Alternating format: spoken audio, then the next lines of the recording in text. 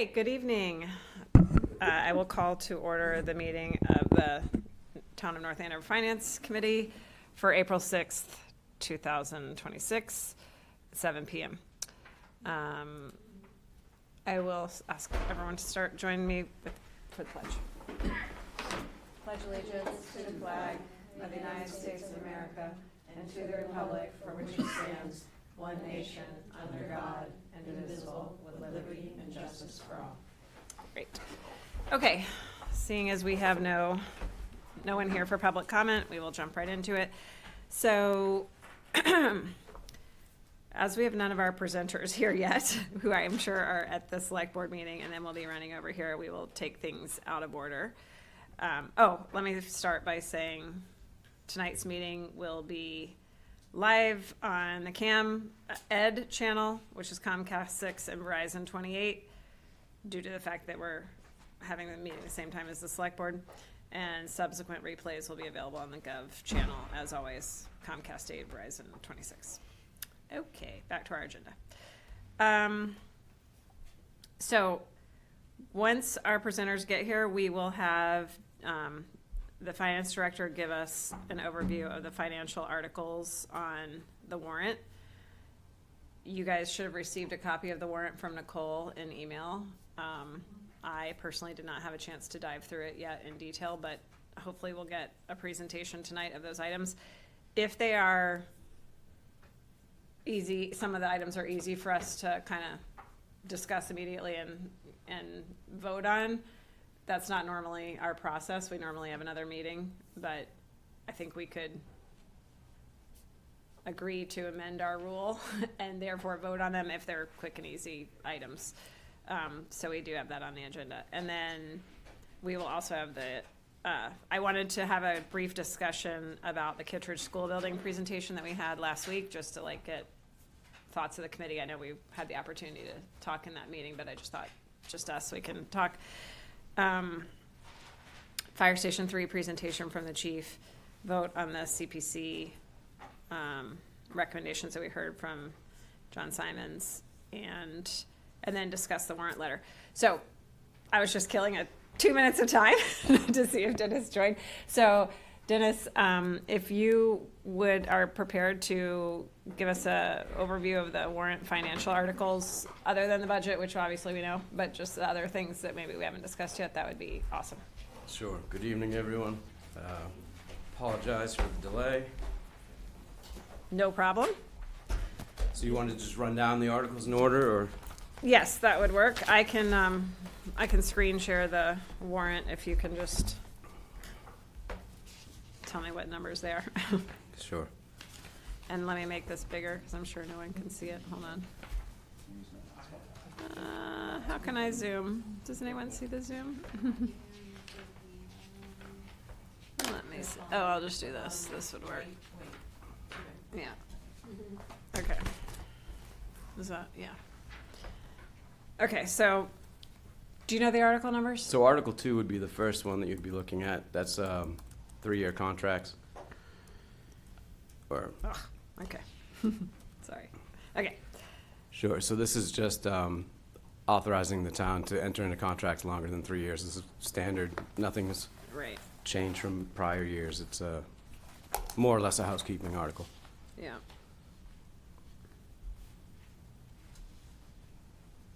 Okay. Anybody have any questions on that one? Yeah. That's the standard. General for everything? Yes. And that's normal? Yes. Yeah, we do this every year, if Yep. I'm not mistaken. Yep.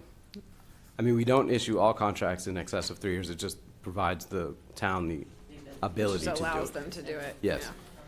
Yeah. Or to accept a contract that's 4 years just because it's a better deal or that's all they offer. Do you know what I mean? It just gives you. I'm just used to 3 years and then the ability to have the extension for 1 year or 2 years or Yeah. whatever. I didn't know. It was just a blanket thing for if we wanted to opt in, but it's not, like you said, it's not. Right. This is a contract by contract basis. It's Okay. not Okay. a blanket. Okay. Okay. Mm-hmm. The next two. 5. Yeah, so we're at 5. Yep, so right now, that's the approval of payment of unpaid bills. Currently, we have no unpaid bills. I don't anticipate that we'd have any unpaid bills by town meeting, but I'd ask that you don't take a position on this, just in case anything does pop up between now and town meeting. Okay. Okay. The next one would be salaries of elected officials. Again, this is standard. This is every year. This is just authorizing us to pay the elected officials the amount as presented. So the next one is the capital plan. So there's one item on this. So you had previously approved the capital plan. There's one change that's going to be happening, whether or not you want to take a new position or not. Before town meeting, I don't know the answer, but the old senior center, $200,000 appropriation within the old CIP plan, that was money that was anticipated to be needed. The bids have come in, so that money is no longer needed. However, there has been a need identified for police officer body cameras. So that $200,000 is replacing the $200,000 that was taken away for the senior center, the senior center, the old senior center refurbishment. So the capital plan article is the exact same amount. The funding sources are the same. The difference is $200,000, which previously was allocated for the old senior center refurbishment, is now allocated for body cameras, and that's highlighted in the article. Is that going to affect the contract with the police? It may. So that's currently being discussed. Okay. So typically they'll ask for an increase to Yes. the body cams. Yeah. And that'll cover everybody, the whole, like you're getting one big lot and that's gonna cover the whole. Yeah, this is the capital piece of it. There will likely be an operating cost associated with it. Are they still pursuing a grant for this? I was gonna say, the town that I work for had a grant. Yeah. Yeah, so if any grant funds are received, it'll offset this. Yeah, no, I understand Yeah. that the process can take Yep. a minute. Yep. Okay. Do they have body cams now? No. Okay, I was told they weren't, they did, and so, No. rumors, right? So, No. I didn't think so. They do not. I wanted to clarify. Who would be in charge of doing the application for the grant? Well, that would be a combination of people at Town Hall. We have a procurement office, and then also the police department. So Okay. they'll be working in conjunction.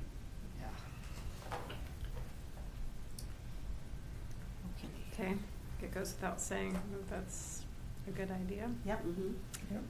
Okay. And then we'll hear later from the fire chief, as I mentioned, fire station. Okay. Yeah, so you've heard about Kittredge. You'll be hearing about the fire station. Mhm. The next article would be the fueling station. I do have a question on Kittredge. Sure. Is it okay? I to think ask we have a later? whole different, Okay, okay. to- I again, just not don't. mine, Okay, sorry. Yeah. okay, we can I mean, we table can, that. I mean, if it's a financial, if it's this question about transferring 79,000, It's about, I mean, it's about so- where does Seems the, like- where does the Yeah. 3 million come from, such that it is not getting passed to the taxpayers, it's covered by Amazon? Like, I understand it's new growth, but I'm confused, the numbers don't seem to add up. So there's new growth in Yep. personal property, so. it's projected at like 1.7 million, right? Yes, so this is this year's capacity. So for FY '26, we had growth that exceeded what we expected it to. Okay. So in FY '26, there is levy capacity, which we have earmarked for the debt projects to pay for these. So the FY '27 budget accounted for these as if they were in already. So it's essentially this year's money Okay, that was excess capacity that's being used for future. is that, so we're gonna increase our tax to meet, like, Yes, to tax at that new Correct. some of that capacity? yes. Now, but my understanding is that Amazon was paying that difference, and that's where I'm trying to, there was a statement made at the. Yeah, so Amazon isn't paying the difference. So well, the new growth that was generated related to, a significant portion of the new growth that was generated this year related to the Amazon property. So that's within the Yeah, levy. right, So, right. but we did not utilize all of the levy capacity. So therefore, we will be raising taxes going forward. So this will be part of the levy going forward. It will impact tax bills. It's not like it's assigned to a specific individual. So Okay. in time, this will increase the residential, everyone's tax bills. Let me maybe address what I think you might be getting at. The statement was made that we're not gonna have to go ask for the residents to vote for a debt exclusion or something else in order to have that capacity, because we have the capacity from No, Amazon. I Oh, understand you we understand? have the Okay. capacity. What I also heard at the meeting was that it's not gonna raise the taxpayer's tax bill, which is different. So. And I'm trying to sort that out. So I think that was probably, I'm not sure which meeting we're It was referring a to or tri-board. which statement was made. But this will not require an override, so it will Yeah, not understand. increase the taxes above what they could otherwise Right. be raised. But this will be raised within the taxes, so it will have an impact on the annual tax Okay, bill. okay. Got it, thank you. Um, I'm sorry, is another way to say it that, given Prop 2.5, we could have been garnering higher taxes this year, chose not to, Correct. and now we can next year and stay within Prop 2.5, basically. That is correct. Okay. Yep. So I understood, but I thought if we didn't realize new growth in the year in which it happened, we lost the ability to, No. okay. So new growth becomes part of the levy limit. Right, So, and the levy limit grows every year based on the levy limit, not what you raised in the prior year. So Okay. the levy is what we actually raised, the Yeah, levy yeah. limit is what we have the ability to raise. So Prop 2.5 starts off with the levy limit, Yeah. adds 2.5 plus new. plus new Plus growth. new growth, right. And so we can raise up to that levy limit. So any if Amazon- particular year. Okay, so if Amazon comes in 1 year, it would presumably be a huge jump in our new growth, right? Yes. And if we chose to only raise taxes a portion of that, not the entire amount, then we could raise them, we could recognize some of that growth later, in later years? Like if we don't, okay, that was my That's levy, misunderstanding. that's the excess Yeah. capacity. I thought it was use or lose, like I thought No. once you, Yeah. so No. you can always, so that new growth, even though you haven't taxed to that, it carries Right. over. That's correct. Okay, and so with thank you, I think I understand now. Okay. Okay, and just before we leave off this Article 8, we are having the authorization to borrow the full amount, even though we won't need to borrow the full amount. Everyone understands that, right? Because we talked about that in the tri-board meeting, but just making sure. I'm sorry, can I ask one clarifying question? And the way I understand it with the sort of discount that Amazon is getting, what's that The called? TIF. The TIF, right. So that's gonna change, every 2 years. And so at some point, we're gonna, but the levy, the capacity doesn't really factor that in. And so at some point, we're gonna get that money from Amazon, which will kind of correct the homeowners' real estate tax bills Yes. Accordingly. Correct. Okay. So it's sort of ultimately- a temporary, because I don't think next year we get it's not 2 years yet. Right, it goes down 10% every 2 years. Yeah. The decrease, the savings for Amazon Yeah. goes down 10% every 2 years. So, right, let's just say if we were to tax to the full levy Yeah. capacity, going forward, every 2 years, Amazon, the amount that's shifted to Amazon, Mhm. it would shift to Amazon and away from the taxpayers, Mhm. but it wouldn't increase the total amount that we're raising. Right. So is another way to say it that there might be a sort of a temporary impact to the taxpayers from Kittredge that would be corrected for later as the TIF goes away? Is that correct to And say that? that's a fair statement. Okay. But are we sort of increasing our levy capacity into that, like against that limit, sort of in proportional to Amazon's? It will be raised, the taxes will go up higher than the TIF. You Okay. know, the Okay. increase will be faster. The Yeah, the okay. rate of increase for the taxpayer will be higher in the Okay. beginning. And, Okay. the shift will take longer for that to Okay. happen. Okay, got it. Thank you. I have a question with regards to, we talked about escalation costs at the meeting. And I know that there are factors in there, in the budget for that. But I also heard that if we were to go beyond that, any increase is on the town exclusively and not on the state. Yep. So do we have a contingency plan, if you will, for where those monies would come from? Well, it would still be debt. That's why we authorized the debt for the total project, and so we have the ability to go up to that level. So if there were other things, so if we went above that, we would likely need to go back for an additional appropriation, if it Okay. significantly went past that. But I don't, again, there are contingencies built in, so I don't Yes, anticipate yeah. that would happen. But I'm just gonna throw out crazy numbers, but if it went up by $10 million, we would have to go back to the taxpayers to say, we need an additional appropriation, or additional authorization to cover that $10 million. Okay. Yeah, All I right. believe there was discussion at the meeting about trade-offs. So if there is an Yeah. increase in one place, they might make a design trade-off. Right, a lot of things go into this to make sure that that doesn't happen, right? With contingencies and alternate plans and so forth. But if there were some sort of substantial increase where we needed to change the project cost, we would have to come back to the town. They found a burial ground Yeah, underneath the building. you know, stuff can happen. That sounds For bizarre, sure. but, you But know, things do happen, right? So- Yeah. that's a wild and crazy thing, but Yeah. you know, you don't know until they start. Yeah. So, that's- Okay, any Don't more say that. questions on this article about Kitcher School and the Kitcher School funding? Okay.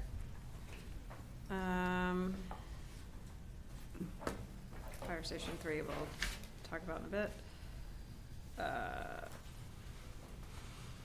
Fueling station, were you gonna talk about the fueling station? I don't have a lot to offer for that, other than it's a Yeah. fueling station and it's used by Yeah. a number of departments in the town. It's $2 million. It would be bonded over a 5-year period, which would translate to roughly $500,000 a year, which again, we would anticipate utilizing the capacity that we talked about for those other two projects.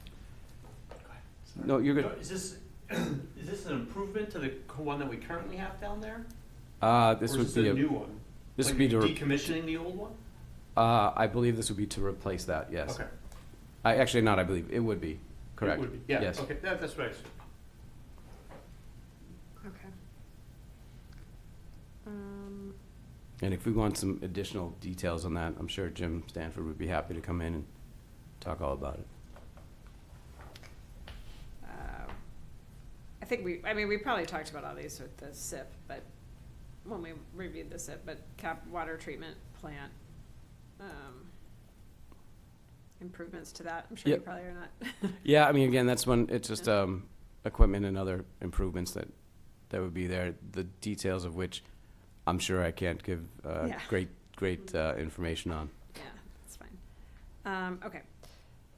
We'll talk about the CPC after.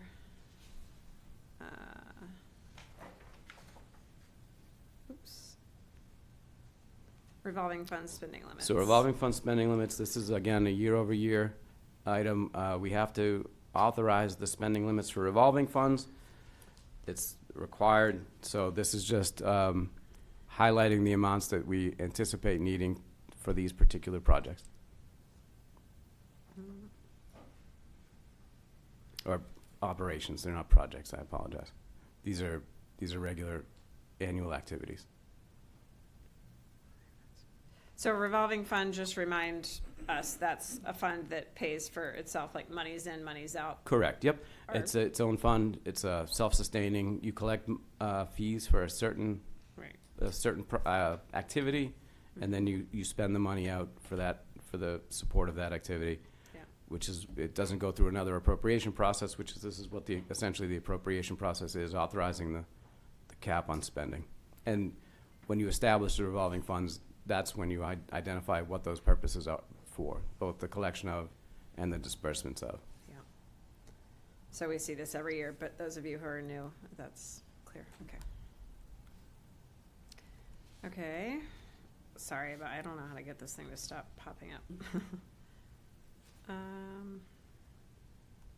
Okay, that's our just budget. So the next one you probably want to be on is Article 17, would be the OPEB transfer. 17.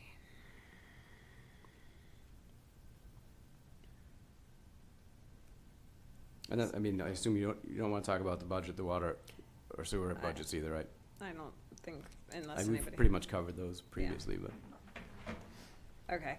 This is also standard. Yep, so that's our annual contribution to cover, not to cover, we put money into the OPEB trust, which is other post-employment benefits. Mhm. That's to cover cost of health insurance for retirees. We contribute to this annually to someday theoretically be fully funded, which is many years away. But in the meantime, we've been putting $75,000 into the fund annually. Just for those of you who are new, that is very forward thinking and ahead of us compared to other municipalities. From, like, I think we did a scan across other towns and what they're doing, and We're way ahead, we're way ahead, yeah. So just, as in every single municipality in the state of Massachusetts has this issue. yeah, Mhm. just to help you kind of make sense of whether or not that's Yeah. a good idea. Okay. All right, snow and ice. Excuse me. So as of now, so this is another one I'm going to ask that you don't take a position on. As of now, we're just under $2.1 million in deficit for snow and ice spending. I would hope that there'll be no additional spending, but I can't guarantee that.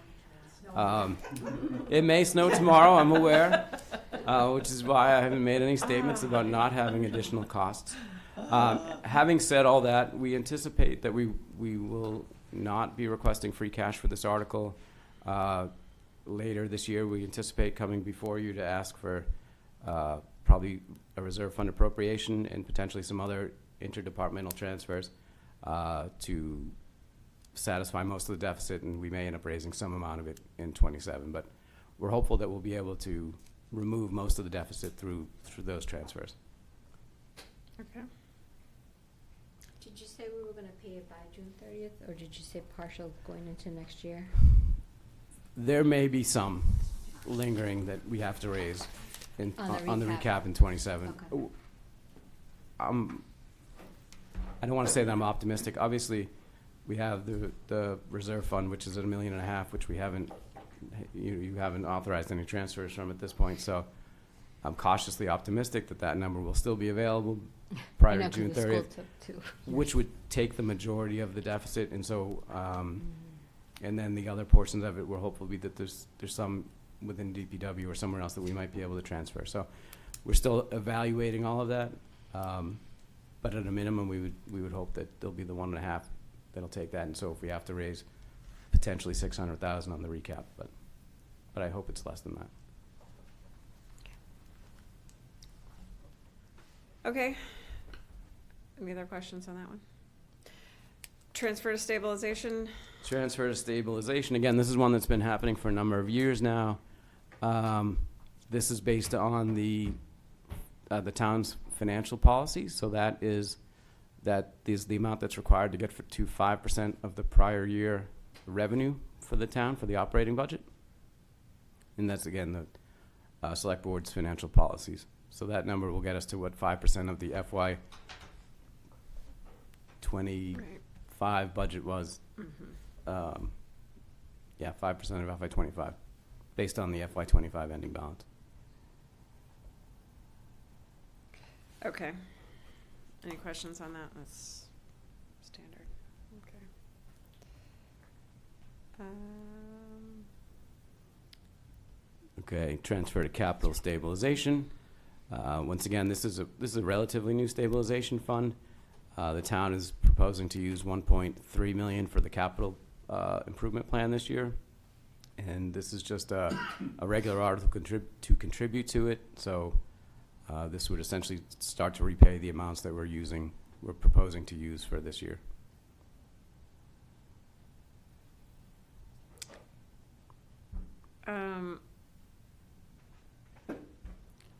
The idea is to regularly replenish the capital stabilization fund is what. Right. So we're using 1.3 out of, We're appropriate, Current. yeah, so the capital improvement Capital. article is, if that passes, the fund will be reduced by $1.3 million, because that's the funding for that. The modular classrooms for the school is proposed to use 1.3 million. So, in essence, the net of the two would be $1 million coming out of the capital project, this stabilization this year, roughly. What's the current balance on that? The current balance is 4.8 million. So, So Is it'll be- that within the guidelines of what is recommended? we don't have a formal policy on this one, but I view that as a fair number to have. I Yeah. mean, so we're not at 5% of the budget, we're somewhere between 3 and 5, so I think it's a comfortable number. Okay. So at the end, so it would be 3.8 once we take $1 million out, or you're saying it's 4.8 after we take the, It'll be 4.8 after. After So we right, do- so I apologize. So the current balance is 5.7. okay. Oh. We'd use $1.3 million. Okay. So the 4.8 number is, the after the articles number. So is that a fund if there were to be an emergency, a boiler goes in one of the schools, that you would get Correct. money from there? Yep, that Okay. would be one area. Another area, for instance, where we've talked about these projects, debt projects that we're funding without exclusions. If for some reason we had a year where we couldn't meet our debt obligation, we could appropriate from here to meet that. So, it just provides an ability if something goes wrong. Mm-hmm. Much like the general stabilization, but this is specifically for Yeah. capital, so. Okay. Okay. How much, maybe you're gonna get to this, but how much would be remaining in free cash After all of the after all of articles, these transfers? all the transfers, the balance would be about 4.2 million.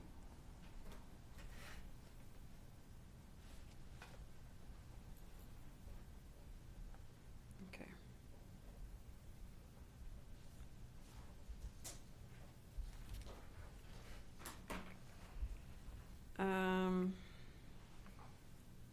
Is that all of them? I feel like that's all the ones that I think there's a couple more. others. There's, well, it's under the financial articles, Article 21, district agreement with Greater Lawrence vote. Do we have to vote on that? 21, did I miss one?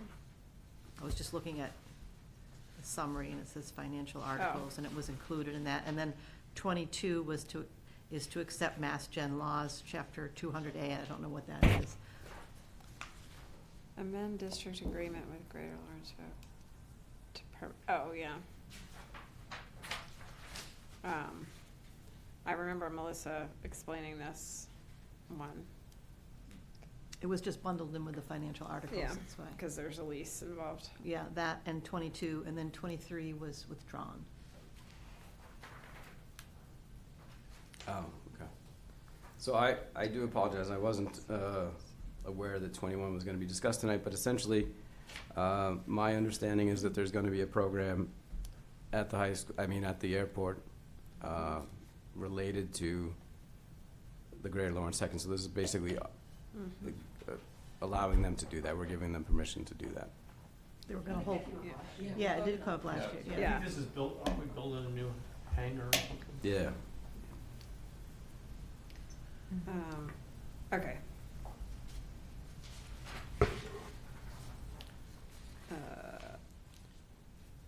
And then do you know anything about this one? Yeah, so this one is, this is sort of I don't want to say it's housekeeping, but if, for instance, we have projects, if you have a planning deposit or other guarantee deposits, that if you're doing a project and we ask you to deposit money with us and, to ensure that you're going to complete the project, if at a certain point you don't complete the project or you abandon the funds, this will give us the opportunity to take those funds in. Or likewise, if we had old abandoned checks, if we issued vendor checks, they never cash them, at a certain point in time, we could just take them back in. It's not as simple as that. I mean, there's legal requirements, there's posting requirements and so forth. Yeah. But this is basically allows us, if we adopt this, then it allows us to follow the state process to go through those processes to claim unclaimed property. This is a vehicle that was in existence that we just didn't use before? Yeah, this is an old dock, correct. Okay, Yep, it was but, just, no, it's, okay. we don't believe it's ever been adopted in the town. We couldn't Okay. find any evidence or record that it was, so this is, that part of it's housekeeping on our Yeah, behalf. makes sense. Yeah. Okay. Okay. Okay. Clear? Yep. Thank you, Thank you. Dennis. Appreciate it. Thank you. Do you have to run back to the other meeting? No, I think, I know. Sorry if we made you guys run all over town. It's Chief Ware, he's running, I'm okay. Okay. Thank you. Okay. So, next on our agenda was to discuss just kind of internal discussion, or our group discussion on the Kittredge School Building presentation. I just wanted to see if people had thoughts and reactions to meeting last week. Roundtable. so I'll just say, I think I am the, this body's representative on the Kittredge School Building Committee, which it has been an honor and privilege. Thank you very much for doing that you're for us, welcome. representing us. You're welcome. No, but I think it's a good project. It's been really well done, staffed up really well. Everybody on the committee has been contributing quite a bit. I mean, we have long and robust discussions about every aspect of it, and there's a lot of very good. It's made up of whoever the state told us to make it up of, but it's a good, diverse group of stakeholders who all contribute, heartedly to a very frank discussion on everything. And the vendors who we have, the owner's project manager, Colliers, has been excellent, very, very good at advising us every step of the way, and the designer, Machado, has been excellent and worked with us every step of the way. Both very reputable firms, and it's been great. So I think, while it's not a final product, I think the design is coming out pretty good, and they have engaged both teachers and staff at the old Kittredge before it shut down, and neighbors and the community as well. There's been a lot of community forums, both virtual and in person, and there's been some good contributions. So, Cool. and I'm happy to answer any questions to the best of my ability. Design is I thought it was I think it great. looks good, doesn't it? looked amazing. really, no, it really does, the Yeah. way, it just made you feel better about, like, even considering to knock down the building, because that's kind of a big deal, but it makes so much sense, because it's just placed so much better Yeah. on the property than what they have now. There's just no doubt. Of course, the construction of moving a massive amounts of earth to Yeah. level out, that Yeah. is gonna be interesting. I'll be Especially able- for adjacent. I'll be able to give you a blow by blow, but but it is what it is, but it's just like, it will make it fit on the property better, and I think it's gonna be a lot safer, redoing the traffic, all of it, Yep. so, actually, I thought it was great, I was really Yeah. intrigued and pleased. Other thoughts? So I have some thoughts. I figured you did. I did too. Good. So I want to start by saying, the questions that were asked, I think, were very appropriate and probing. I was so pleased with the answers. I think the planning of the project has been phenomenal, and the design. It looks like a wonderful building and wonderful place for kids. I do question whether, knowing what we know now, this is the time to do that. Understood that Kittredge and Franklin are, in tough shape, and that our schools do need to be, improved. But we're right now operating under an enrollment decline, and we are facing some pretty tough financial choices in the town for next year. And I wonder if the $3 million per year that we're going to be spending out of the tax base on this could hedge us against a potential failed override next year. So I guess I'm wondering if that has been discussed. I think, I just Go want ahead. one point of that, it's legitimate. I Yeah. mean, totally. I mean, because the whole thing is a little bit frightening. The one thing that I would add to it is the fact that the state has agreed to help with Right. payment is, I mean, it doesn't happen easily. You can be on that list for years and Yeah. years. But to be approved for that funding Yeah. is the only way you can ever build a school in any circumstances. Because I'm with Understand, you understand. on like the scary part of the spending. Right. The thing is if we don't, we'd lose that. Right. And we Right. could lose it for another 10 years. Right. And the thing is it's not just that the Kittredge is crumbling. I mean, we have 2 other schools Yeah. that are going, so we're going to have to find money to do something, and it might be all of a sudden for something else. Yeah. But the other part of that, though, and I think maybe you're heading towards this, is we seem to be functioning fine with the 4, okay?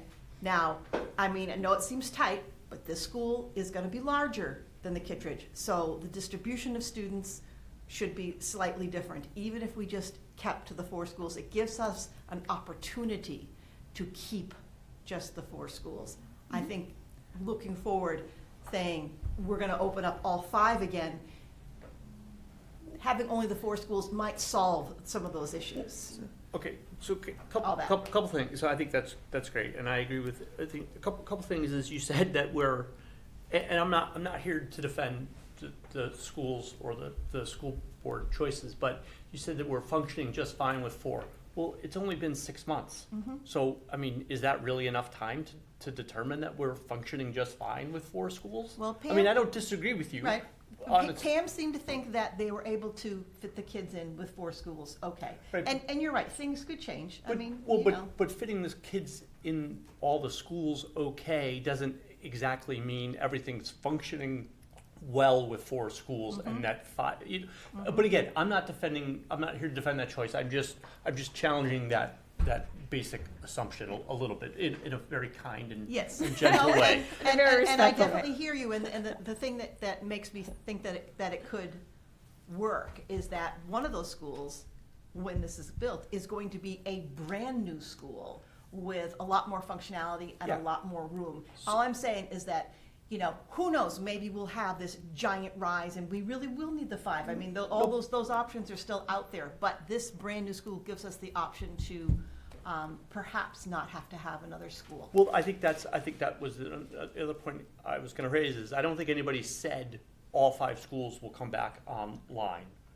I think Pam Still is TBD, right? right. Pam has said we need to keep watching enrollment Yeah, absolutely. and determine. Now, just to circle back to your original question, which I think you addressed very well, is that's the thing is we applied for this before any of this budget stuff happened, right? Right. And Chris is exactly right. Once you're approved for it, it's a yes or no. Like you either got to jump on board so that you get all of this money from the state, or you don't, Yep. right? So we agreed to sort of get into this program. I don't know that it's fiscally maybe responsible to consider jumping out of that program after we've spent millions of dollars to get to where we are, right? So I understand what you're saying, and I don't disagree, and I think I've been very vocal on this committee Yeah. talking about the budget and where we are with the schools and the decisions they've made. But I personally, and maybe it's a little bit of the perspective I have after sitting on that Kittredge school, but I think that I don't want to cut off our nose to spite our face by, Yeah. and then you're not suggesting extricating ourselves from it. I understand that, but a thoughtful and very deep consideration of what that choice means is warranted. I completely agree with you. I think it would be a mistake. Yeah, okay, so I understand there's sunk costs, and I also understand that this is a unique opportunity because we have this state funding for this. But we are gonna have to make very hard choices. Yes. Yeah. And so we could be in, one potential future is we're spending $3 million in debt service a year to build a new school while we're laying off 100 teachers, or it's probably not 100, right, but tons of teachers. happen. Because the town won't fund an override. Yeah. Yep. And Yeah. if that's the case, would we rather have the new school now? And I understand, Yeah. like, Yeah. lots of sunk costs. And a faltering, like, school system or not? So I guess my other question is that, and this is probably even more unpopular and maybe not fiscally responsible, but like, what if, like, there was a decision not to go for a debt exclusion override, right? And so we're taking the money that could be spent on the operating budget, both in the schools but also for the town, and making the decision for the town that the school is more important than the rest of those things. Whereas if we went for a debt exclusion override, there is a chance it would fail, but it would be additional funding and it would give us this levy capacity and some external funding to be able to hedge and maybe put off the need for an operating override in the future. So I'm just like, I'm trying to think You mean through as that. opposed to a bond, do a debt exclusion?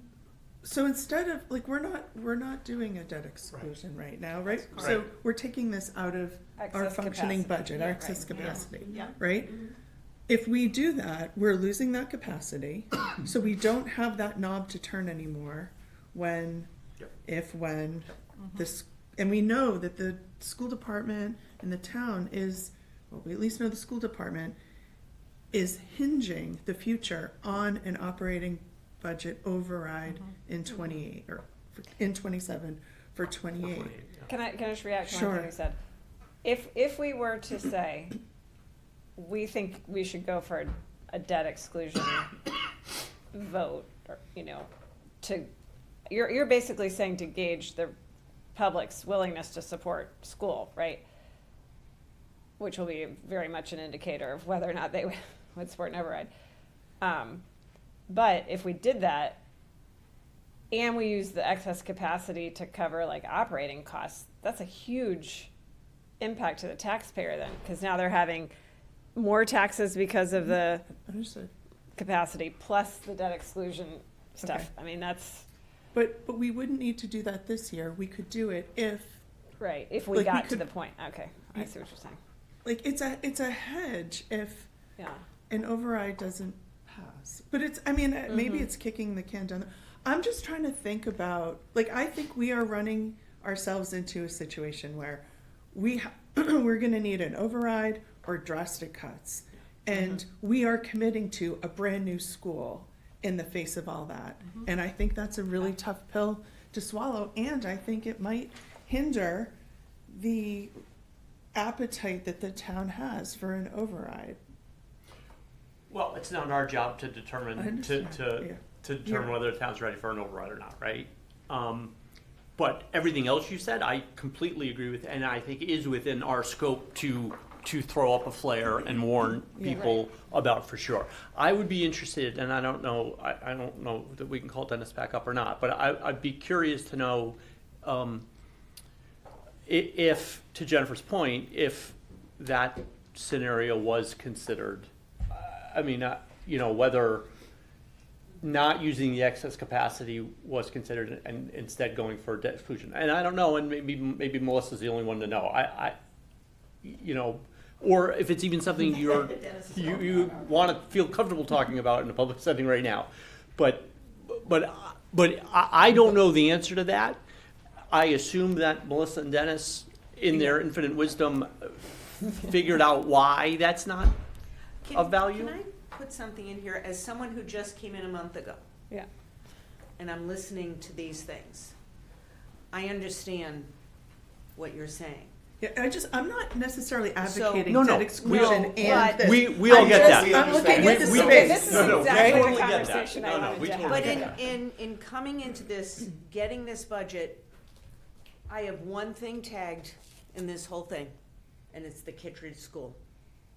One thing, when I looked through this. And I am familiar with the town budget, not recently, but in the past, and I went, how are we doing this and why? And I did get some information from Chris, so I do understand some of it, but as someone who's not in the know, well, now I'm in the know, but previously not, that is how 90% of the town is. And a concern I have is that for this to actually happen, you need 2/3 I believe, of town meeting, nobody knows about this. This is not that easy to explain, because people look at, let's say your house. When you go to buy a new car, you get a loan. When you go to get groceries, you use your income. And I think people look at things that way. When I'm looking to do that capital expenditure, I might have to get a loan. So we have to also, I think, look at the realities of what might happen at town meeting. And I think, has your committee talked about that aspect, about informing the town about this? I don't know if it's part of the committee that looked at the school. Yeah, I mean, I think we've, as I stated, we've had several, both virtual and in-person information sharing meetings. I believe they have literature and, for lack of a better term, advertisement boards in all of school, the town buildings. They have one in this building. I mean, they've gone to great lengths to let the town know that this is happening. Yeah. To your point, Mm-hmm. if the people who come to town meeting are all me's Yes, and you's, we've got we've got problems. yeah. But, so that really is, I mean, and it's not our job, but the political outreach to get the people who are heavily impacted by the schools into town meeting is what is going to make the difference. Yeah. And it's just, that's the deal. So, because you're It's right. what we had to do in the past. It's what we had to do in the past, and it was a tremendous amount of effort on the school A lot committee's of part effort. too, and different school boards and parent communities. And so, and I understand what you're saying too, because it sometimes doesn't matter how much information that you put out there. There's still, can be Yeah. the majority of people at town meeting who are like, oh, no one told me that, as in, sorry, Royal Crest, okay? Gotta say it, because Never gonna let that go. can't ever Yeah. let that go. Can't Yeah. ever let that go. We wouldn't be here now if it wasn't for what we decided in town meeting about Royal Crest. And I talked to people after that meeting who said, I didn't know all that money was gonna come to the town. I mean, I almost broke, but but anyway, but that's so, to your point. The message, because That's right. as someone myself It's a little who frightening. understands how all this works, I didn't even know about this. Now, I don't have kids in the school and all that, but I am not alone. No, you're not. That's right. But to be fair, there was talk about this in prior town meetings. Oh, Yeah. yes. Now, Yes. what percent of people show up at town meeting, and are they the same people that showed up last year, who are going to show up this year? But the design costs have been in the Yes. budget, so this shouldn't be new. I mean, I'm not saying it won't be You're to right. some people, It but shouldn't it be. shouldn't be new. It has been talked about in prior. I think the funding is the thing about it. Most people, I think, would go to the assumption, I'm getting a new school, it's gonna be an override, it's gonna be a capital expenditure. It's coming out of our operating budget, but we're laying off teachers? Up until like 6 months ago, it was planned to be a debt exclusion override. I mean, Yes. all the Okay. discussion last year Oh, was, yeah. it's Alright. probably gonna be a debt exclusion override. Okay, And now it's not, which is kind of, I think, a double-edged sword, right? I mean, of course, it's better not to have a debt exclusion override. yeah. If I could speak to that Sure, last point, though. sure. So previously, prior to the budget changes that were made last year due to the, operations at the school, previously, the plan was to have a limited debt exclusion for this project because there was capacity available that was voted to be used for the schools. To your point earlier, Donovan, yes, we have considered whether or not to use a debt. It was considered. Given that it was previously, the plan was to limit the exclusion, given that we received more new growth than we anticipated, and given the fact that this is a known project versus a theoretical override, again, we don't know what's gonna happen in the future, but this is what's in front of us right now. There is $30 million more or less of state funding attached to this project. And if this project, to Denham's point earlier, if this project doesn't pass, it's going to be a very long time before we'll have that opportunity again. So given, the history of the project and where we were, we made the decision that it would be the most prudent choice to not seek a debt exclusion for it. Okay. Thank you. Yeah. Thank you. Thanks. Okay. Is that, are we done discussing, I mean, that was exactly the conversation I wanted to have related to the school, because there are very real, Yeah. you know, it's tough, because yes, you do not want to miss this opportunity, really don't, but I feel like everybody needs to go into that eyes wide open on all the other, you know, I just think it's not a foregone Potential. conclusion that that's the right thing. I think that it is a hard call. yeah. Yep. Yep. Yeah. Okay, we'll wrap up that segment then, just in time to have our fire chief here to present Fire Station 3. Super excited to see some details on this. I have your presentation if you want me to just, yeah. We set out there because we realized that we don't have the North Andover Public Schools Wi-Fi on. I know, Yeah. that's, neither do we. I Someone's jumping download, off the Wi-Fi on my phone that's right what I now. have to. So I know. I talked to IT department today. I said, okay, I need some leverage from my duo here because I got to go to 2 meetings and I need to be able to log in quickly. And when I got here, I go, you I kidding know, I me?" really appreciate you like running over from the other building and squeezing us both in one night. Sure. It was, it's difficult to get things scheduled and time crunch before town meeting, so, We're glad we could make it work for you all. So, thank you. Okay, um, so let's see. all right. So first of all, I'm John Ware. I don't think I've met all of you before, and this is Graham Great, Roby's Ron. deputy chief from the fire department. Oh, so, so we're happy to talk to you today about obviously Fire Station 3, which is going to be one of the articles brought forward. The project request, as you know, is we're seeking $7.5 million of bond authorization for the construction of Fire Station 3. Okay, the project funding is anticipated bond, $7.5 million, given the 30-year bond and our rating is an estimated payments of $437,589 a year for 30 years. That's assuming a 4% interest for 30 years. That's $5,627,000 and $659 of interest.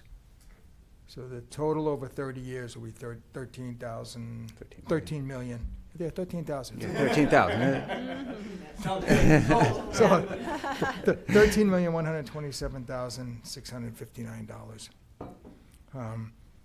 The proposal here, as the finance director and town manager have set out, is this would be no additional tax levy for the residents. This would be paid for funding through the levy capacity from the new growth of that new large industrial user. So a little bit about the project background. So Facilities Master Plan 2 had a planned extensive renovation of Fire Station 2, which is the one at the corner of Salem and Johnson Street. And that was slated to be a $7 million project. We did a needs assessment in 2024 to identify some limitations to that plan. It didn't improve any emergency response times for the community. It didn't meet the current needs of the fire department, and it didn't provide for any future growth. So in short, we really were building not even for today, we're building for probably a couple years in the past. Because the area is too small. It's for that, yeah, well, right now, that plan had called for adding one apparatus garage on the side. Well, we'll show you in a minute, we have like a spare truck stored at the airport, so that would have pulled that out, but it wouldn't have provided any other garage space for anything else. It was gonna add more, it was gonna extend almost out to the flagpole, the original plans, which does then start tripping into historical district then, where we are like right on the edge of our building. I know. And then we start getting into also, if we started running additional pizzas out of there, traffic already is so heavy there. Anyone has to drive through the old center in the mornings or the afternoons. And the idea down the road, if we ever end up running a third ambulance or something and running out of there and adding more calls out of there, we just saw it was gonna be a shortfall. Kind of a wrong spot, Yeah. yeah. So then it was determined that a third station would better serve our growing community. So we were looking at the increase in call volume. Our fire calls have gone up from 2015 to 25, have gone up 44%. Now, fire calls include the structure fires, brush fires, motor vehicle accidents, elevator rescues, water calls, that type of stuff. During that same time period, our EMS calls have gone up 63.8%. So we're seeing a huge increase in currently, large area of our town falls outside the recommended response time. NFPA 1710 sets that that's the national standard for fire emergency response. From the time we get in the truck, put it in gear and pull out of the apparatus bay, to the time we arrive at the emergency scene, it's supposed to be 4 minutes or less, 90% of the time. And we're gonna show that, especially precincts 7 and 8, we're well outside that standard. We'll also see an increasing demand for calls along the Route 114 corridor. In 2025, we had an 18% increase in calls, just from basically Stop and Shop to the Middleton line and the surrounding calls, surrounding streets out there. It's 17% a combination of Yes, fire and overall EMS. calls, Yes. that's correct, that's correct. I think it was, if you want to. This would be the station, we took where the station was and we picked where the streets at this station would serve, like the district that it would serve, and it was a total volume of 18% of our calls just last year alone. That's interesting. I have to think opening Brightview. That certainly had an impact on us. Brightview, We had Andover Brightview- Forest, Yep. yep, Berry Farms, Ber- Oak Ridge Village. Okay, yes, exactly. So, while our primary goal of Station 3 is to improve our response times and our emergency coverage for the community, this project would also address some of the other limitations to our current structure that weren't going to be solved with the Station 2 project as it was originally laid out. A more efficient storage of our equipment allows us to respond quicker to emergency calls. Here's just a couple of illustrations. On the left there, you see our new brush truck. That was built through CIP funds. The department finished constructing that. After we had all those massive brush fires over a year ago, we built this truck. We got it done in November, and then it spent the winter outside covered in snow because we had no place to put it. The next one, you can see our command cars outside. Again, doesn't look, this is a pretty light snowstorm, but it definitely campers us a bit when you get a 911 call and you have to go out and scraping windows. And literally, when you're driving with a little peep sight with a defroster on, and you're going, okay, we can only go so fast because we can't see. Yeah. So in the next picture over, you can see one of our engines and our foam trailer is stored up at the Lawrence Municipal Airport in one of the maintenance bays up there. Obviously, it's not ideal having our equipment off-site. The other problem here is the airport has been asking us for the last 2 years when we're gonna get that out of there. Because, well, they're running short of space, for their stuff too, and they're planning a extensive Renovation. tear down and rebuild of their terminal, so they're talking about, we could store some stuff in there if you didn't have your equipment there, but. Are we paying to use it? No, they've been just donating it to us for several years. The foam trailer's been there for a long time, but the engine they've allowed us for probably the last 4.5 years. And then finally, we have to store one of our rescue boats in a Connex box behind the station. It actually has to go in frontwards. It won't fit if you turn it on backwards because of the other stuff that's in there, so. All right, so the next slide is the project. So the location we're proposing is Berry Street, right across from right across almost from Harold Park Estate Forest entrance there.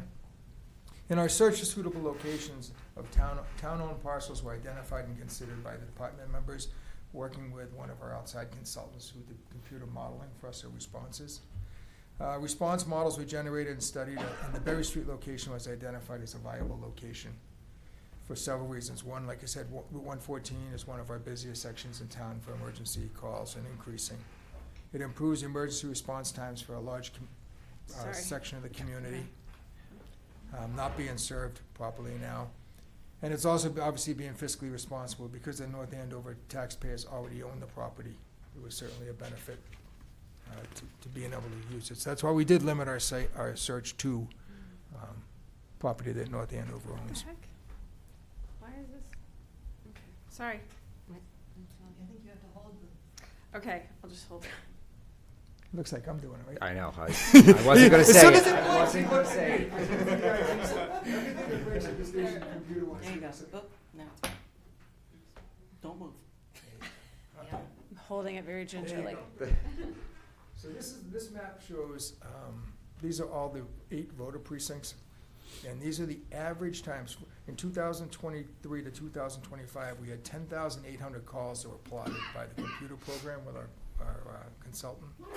And Then they took the average of the response times in the entire precinct, and that's what's represented there. So, just so you, I know you probably can't read the numbers from here, but, so I'll give you the cheat sheet. The dark green is responses under 4 minutes. That meets our gold standard, what we'd love to have everywhere. Light green is a 4 to 5 minute response. Yellow is a 5 to 6 minute response, and red is closer to 7 minutes or longer. Again, that's the average for the entire area. Precinct 1 had an average response time of 3 minutes and 5 seconds, and Precinct 8 had an average response time of 6.53. Some of the calls out in Precinct 8 were over 12 minutes by the time we get there, just because the windy roads out there, as we know. So the next slide, if we can get it to work. This shows the same data run through the computer model as if we had the third station online as well on Berry Street. We see very little change between precincts 1 and 8 within 1 or 2 seconds for the response times. Precinct 7 saw a 45-second increase in time, and Precinct 8 saw almost a minute and a half better response time. Again, that's the entire precinct. Obviously, you see the Berry Street location down there. The dot is right next to a yellow area. So obviously, the area right on that would be green, but there are still outlying areas just because the windy roads out there. Yep. But it is a significant increase. You know, while it's still not the 4%, 4 minutes, it's a heck of a lot closer. Okay, so this is working with we've had plans, we've been working with an architect since last year, and this is what we've come up with for a front elevation of the proposed station. It's 5 bays, single deep for storing of apparatus, and then the right-hand side is modest living quarters. There's bunk rooms, there's 1 office, and then there's a combined kitchen, company room, day room, and then on the back of the apparatus bay, behind that first garage bays is we've carved out an area as an exercise room, and across the back some other rooms like our RSCBA fill stations, things like that are in there. That looks like good size. We were trying to make sure if we did it, it was going to meet the needs right now. We tried to keep our focus was obviously on the garage space. We initially were looking for something maybe 3 bays wide, double deep, but because the layout of the lot is bigger, working with the architects, they said that this would be, what they're planned is the main garage space would be a prefab metal building that they'll have built to their specs and brought in to try to keep costs down, and then build the building on the side. So we worked with them pretty heavily. We hit them up, getting a little ahead of ourselves, when we met with them. I'll get back to that in a second. Well, to put this in perspective, Station 2 is about 6,000 square feet. Station 1, our headquarters currently, is about 14,500 feet. This is going to be about 8,500 to 9,000 square feet. Oh, okay. Yeah, right between Right. them. Exactly.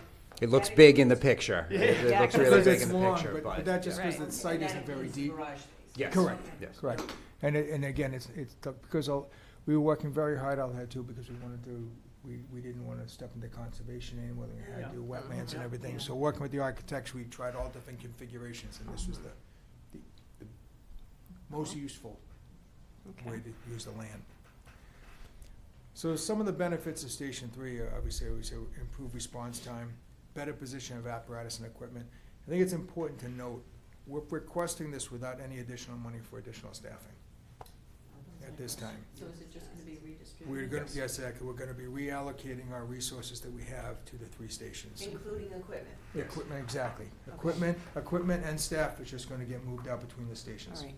So with no additional costs for personnel. So that won't reduce the response times? No, all those models were our first unit responding on scene. They were all plotted out by that, moving things around.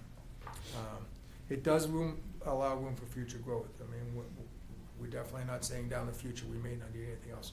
Right now, our ambulance calls are going through the roof. There's gonna be a time we're gonna have to come and look for stuff, something, possibly a third ambulance or something.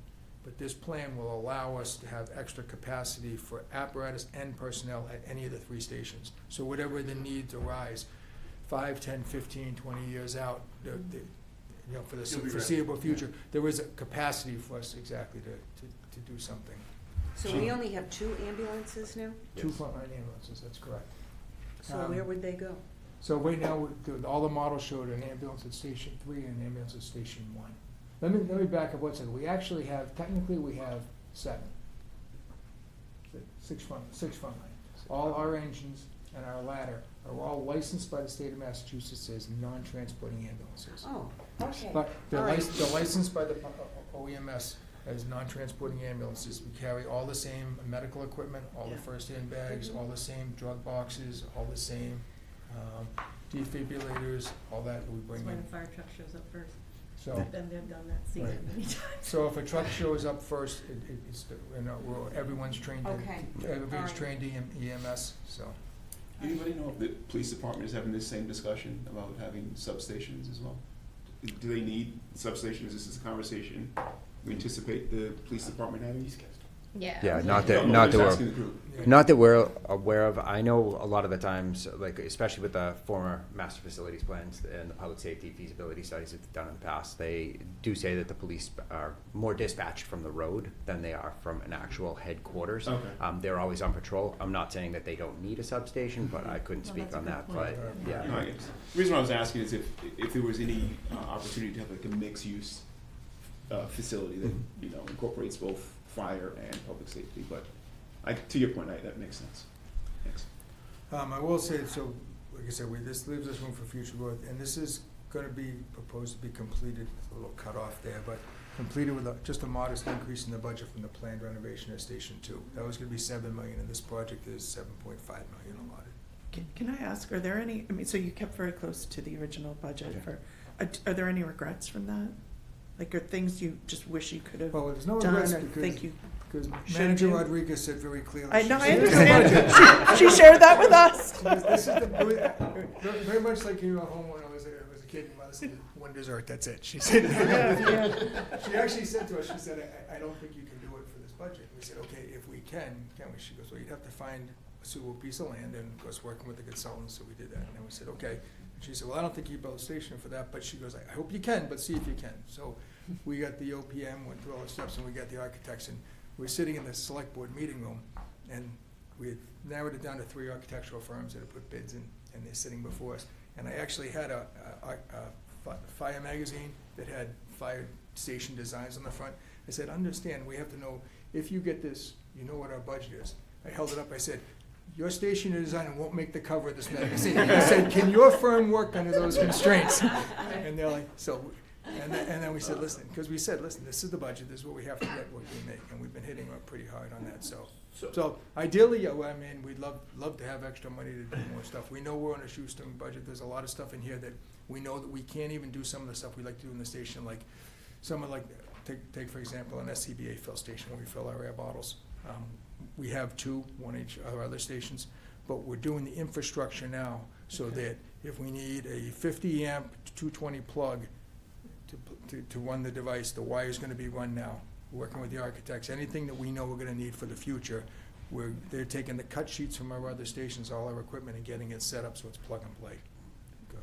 Because we found that's a lot of the stuff that kills you in the municipal world, when you have to go back and run that Right. wire and pay a subcontractor to come in and try to snake something, or trying to get that ahead of time, so. Can I ask a question? What Yeah. drives the number of fire stations? Is it the population, or is it the area, the physical area of a town? If you try to meet Or is the, it both? it's actually a factor of both. It's interesting, Deputy can talk on this a little bit, because we did a deep dive into the history of North Andover, because we've been talking about stations since, I believe, 1959. So, go ahead. Yep. In 1957, they recommended an additional station. It went back about that far in one of the master facilities plan, and it finally was built in 1971, 72. They ended up moving in. As soon as Station 2 was built, they realized that they were missing something in the southeast corridor and the 114 corridor of North Andover, because it was expanding out that general direction. 1987, they did a balanced growth study and realized, it reiterated the exact same plan, saying that that general area was building up and we needed another station. At one point, they ended up looking more centralized in town, like the Salem, Boxford Street area, doing a little bit of studying on there and our call volume out there compared to the call volume out on Berry Street and 114 along that corridor. That was a higher call volume, and with being larger roads, we had a better response time to be able to get to those incidents, where if we were a little bit more in town, it would have still taken us a long time to get out. In 2000, when they did the facilities master plan, they recommended more equipment, more personnel, and another station, and to renovate station, the headquarters. Realized headquarters was a little bit too complex because it was downtown, it was over 100 years old, so they decided moving it to the state place where it is currently. It has always been on the agenda for a third station, just because our population growth and the amount of people that travel 114 and that call volume. So kind of looking around and figuring out where the best location would be. Berry Street happened to be the best location. And as the chief has mentioned before, this is a perfect opportunity for us. We had the ability to renovate Station 2, and we still, as he's going to get into the next slide, still be able to renovate Station 2 and stay pretty close to the original budget, do Station 2 and increase for a third station to be able to provide better coverage for the town. Thank you. In similar sized districts or towns, are there usually 3 fire stations? A lot of it has to do with the population and Yeah. stuff. Like, I mean, you go to Lawrence, they're obviously much denser than us. They're only Right. 7 square miles, but they have 5 stations. Yep. So, Yeah. Andover runs 3 stations. They do have 3? Yeah. They have 3. Middleton runs 1, but they're half the size of us. Right. Okay. So anyway, so the question now comes, what about Station 2? Because under with Facility Master Plan 2, there were some identified shortfalls at that station. So working again with our architects and under the direction of the town manager, she gave us the charge. She said, if we're gonna do this, she goes, I want a comprehensive plan, where the fire department's gonna go for the foreseeable future. So we don't just build something today, which ultimately is where this whole conversation started. Because we went through and said, listen, we can do Station 2, it'll be a beautiful station, but it's not fixing our problems. It's not making things better. It'll be more comfortable for us, but it's not gonna. So, again, working with the architects, and we came up with a 4-phase plan to address Station 2 over the future. We anticipate completing phases 1 and 2, which will address the more pressing issues at this time. And we already have funding through grants and donations to cover the costs of that. Again, part of that is because the scope of the building that we're working within most of it is working within the envelope of the building. The original plan to renovate Station 2 under Facilities Master Plan, one of the initial meetings we had with the architects is if we move to the OPM, what do we do with the firefighters and the equipment during the construction? And they were budgeting anywhere from $1 to $1.5 million for temporary housing and to keep the trucks from freezing in the winter, which is basically throwaway money. Right. Because when you're done, you're like, okay, that was great, take the trailers away in the temporary garage. The phase renovations of Station 2 we're going to talk about now would not require that. So basically, the red section there is phase 1. There's one bunk room and a couple offices that's going to be redistributed into one office and a couple separate bunk rooms. That was one of the things that was issue, is having separate bunk rooms for female firefighters and male firefighters. And the upper part of that T there, we currently only have 1 bathroom in that building, so it was to add a second bathroom there. Phase 2 is the wing. Exactly. Phase 2, the drop coming down, is going to be renovating the bathroom that's been there since 1971. And then just above it, renovating the kitchen that was renovated 26 years ago, which is starting to show its wear and tear. We used 24/7 for the last 26 years, so renovating that. And then future plans would be to do the third, number 3 there, the tan section, which is taking a big bunk room, dividing that into a couple smaller bunk rooms.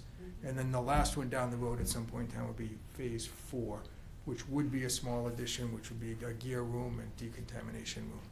But like I said, right now our plan is to do phase 1 and 2, which would address the major issues now for that station. We also got to note too that because we're moving some people out of that station, as you have less people in the station, the demands on the station, on the building aren't quite as great. So it buys us some time. So would this change, will all 3 fire stations have the capacity to, male, female? Yes, correct. And also, if this plan goes through, all 3 stations will have a couple extra bunk rooms and extra garage space at all 3 stations. So whichever way the town, I'm retiring in a year and a half, so it's not gonna be me, maybe whoever's running the town, sitting in all these seats and making decisions in the future, at least they'll have capacity in all 3 of them as the needs of the town grow, so. So that brush fire That truck will- is gonna have a place to. Exactly. Yes. Exactly. Okay. This is gonna give everything except for like our support trailers, we'll have indoor storage in our own Okay. buildings. with extra capacity, yes. Actually, even goes one step further. One thing we didn't mention was we still have, you guys, have you seen the 1909 steamer? The old Yeah. horse-drawn steamer that we have? So that was redone with CPC funds. Yeah. That's sitting at 400 Great Pond Road in that garage right now, because we have no place to put it. So You that, guys have stuff everywhere. Yeah, we do. exactly. So that brings that back Crazy. now, and, puts that in a heated space, so we can, that's great. give that the proper care that, I shouldn't say it isn't, people are taking care of it and checking on a regular basis, but nonetheless, obviously, climate control is better for something like that. So basically, the three-station plan, if you go to the next, I'm sorry, this is it. The three-station plan we're asking for your support from would provide us with the tools we need to meet the growing needs of the community, resulting in better response times, improved infrastructure for our high service demands, ability to change as the community grows, and also it'll assist us hopefully in improving our ISO ratings, which would have an impact on insurance rates for businesses and residents.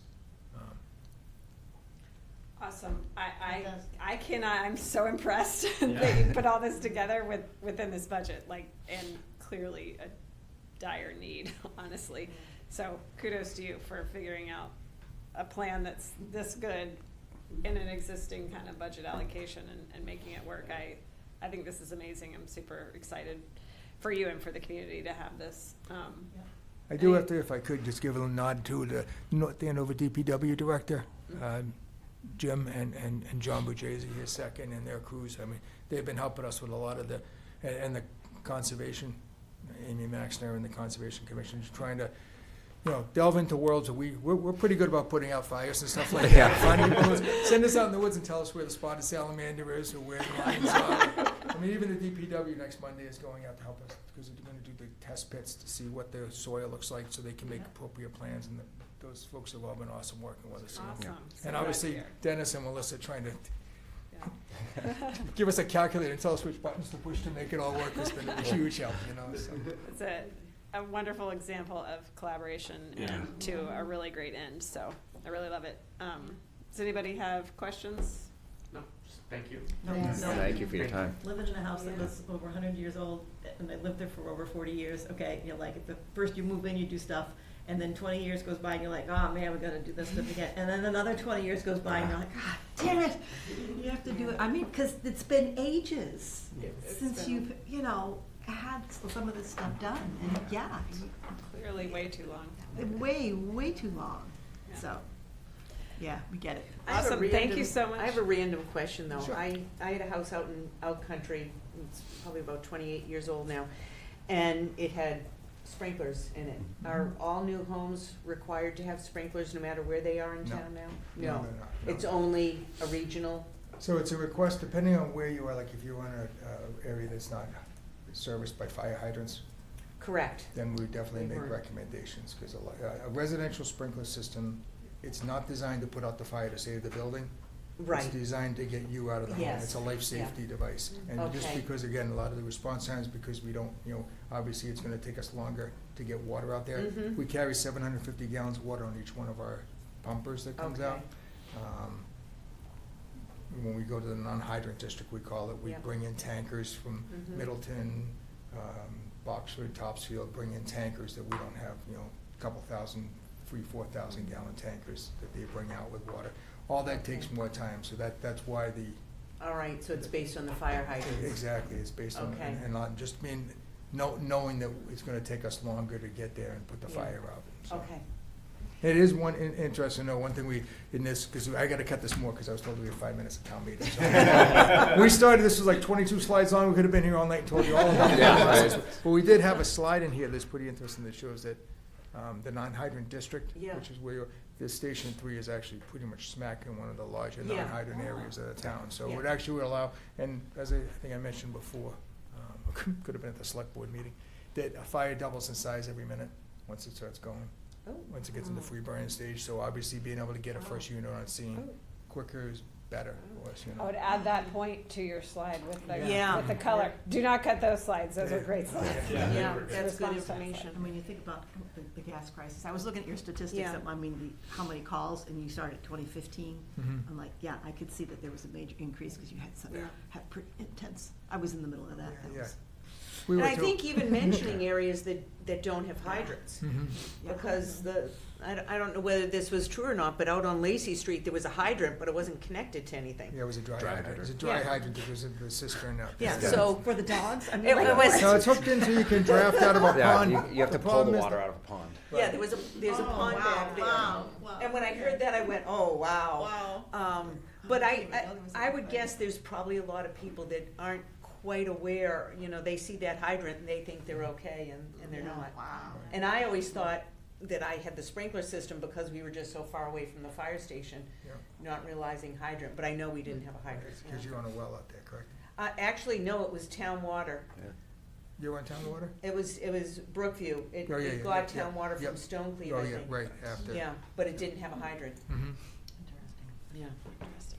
All right, thank you very Thank much. you again very for much. coming in. We Very really much appreciate appreciate it. it. I want presentations Okay. like this all the time. Right. I really appreciate it. Yeah, that was great. as well. And make sure you stand up at microphone number 2. Okay? Thank you. Good night. Good night. Thank you. Okay. We have a lot on our agenda tonight. Okay. That was really cool. Yeah. Next item was to vote on the CPC, our recommendation on the CPC allocations. So for those who were not here last week, hopefully you had a chance to Yep. look at the replay, or 2 weeks ago, or whenever it was. But we had Chairman Simons give us a presentation. I'm screen sharing now the recommendations. Here we go. These were the recommendations. I have a question, Mhm. because I wasn't here for the March 25th meeting. So with the one line item on there that doesn't have a dollar amount, yeah, I mean, I get why it doesn't. Are we voting, we'd be voting for excluding that, and how would that work in terms of getting that item added later? That's a good point. So it would depend upon the motion, right? So if somebody, we could motion this so that, we would recommend favorable action on all the CPC, all of the projects aside from that one, Yeah. with a further recommendation of that, or we could trust the process and recommend them all, or we could do it however we wanna do it, it just depends upon the motion. I mean, But because it's not our motion, I mean, it's. it is our motion tonight. Oh, tonight, To oh, make a tonight, favorable yeah, yeah, recommendation yeah, or not, yeah. yeah. So we did have like a executive session where they explained, they're negotiating, obviously. Yeah, for this that's what I whole figured. year. Will those numbers be available at town meeting, do you think? That's right, that was a question. Yeah, I mean, I thought so, but.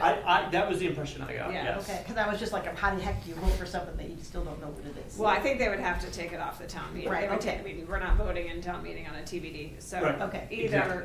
it gets resolved and it's in there. Gotcha. Or it does not get resolved and it gets We amended. can always offer a recommendation that night, too. Yes. On that particular. On On that particular item. Yes. So, Right, I would recommend. So again, it just depends upon how we right. wanna do the motion. Can Can I you do it add- like a not to exceed, could you? No, no. No. Okay. it's Not if they're that. negotiating. No, okay, Yeah, we- no. Yeah. No, we just make a motion that which item is that, and just say, I vote I vote to. Recommend favorable action. recommendation on all of the articles except for, and which one is? Zero Great Pond Road. Okay, Zero Great Pond Road. There's my We'll motion. We'll vote on And- that and- one at our meeting, that yeah. precedes our Yes. meeting, right? Exactly. So, do I hear that motion? Yes. Okay, do we have a second? Second. Any discussion on that? I think it makes sense to me, but, okay, all in favor? Aye. Any opposed? Okay. Done. Okay, the financial articles that we heard tonight, so the reason the warrant will be going to print, the end of this week or whatever. So if we would like our recommendation to go in the warrant, we need to vote on it tonight. If otherwise we can make a recommendation at town meeting, obviously. So I personally was thinking we could vote on at least some of these. Certainly Dennis mentioned a couple that he would suggest we take no position on, but some of the other ones that are more basic, like the 3-year contract and the 3-year, accepting 3-year contracts and OPEB and revolving fund limits and so on. Do you need a motion So to I, suspend the rules? yeah, I would move that we Yes. suspend the rules to allow us to vote on the financial warrant articles without a second meeting, right? If I guess I don't have to say it that way, but Yes, Say it sounds nicely, good. say it Do I have a nicely. second? Second. All in favor? Aye. Any opposed? No. Okay. So, I would like to just take them one at a time, so we can do name it. it, discuss it, whatever. So, we'll start with Article 2, which was the 3-year contracts, but I'm just gonna put it up. Okay. I would move favorable recommendation on Article 2. Second. Any discussion? All in favor? Aye. Great, we recommend favorable action on Article 2. Article 5, Dennis suggested we take no action for the time being, so we'll skip that one. Article 6 was the salaries of public officials. Here we go. I would move favorable, I would move, we recommend favorable action on Article 6. Second. All in favor, any discussion? All in favor? Aye. Aye. Any opposed? Great, we recommend favorable action on 6. All right, Article 7 It's the SIP. is the SIP. I would move favorable recommendation, I would move, we recommend favorable action on Article 7. Second. Any discussion? All right, all in favor? Aye. Any opposed? All right, we recommend favorable action on 7. Um, 8,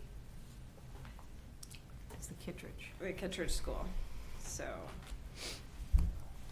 enabling the town to borrow or appropriate borrow or transfer 79.8 million for the Kittredge School.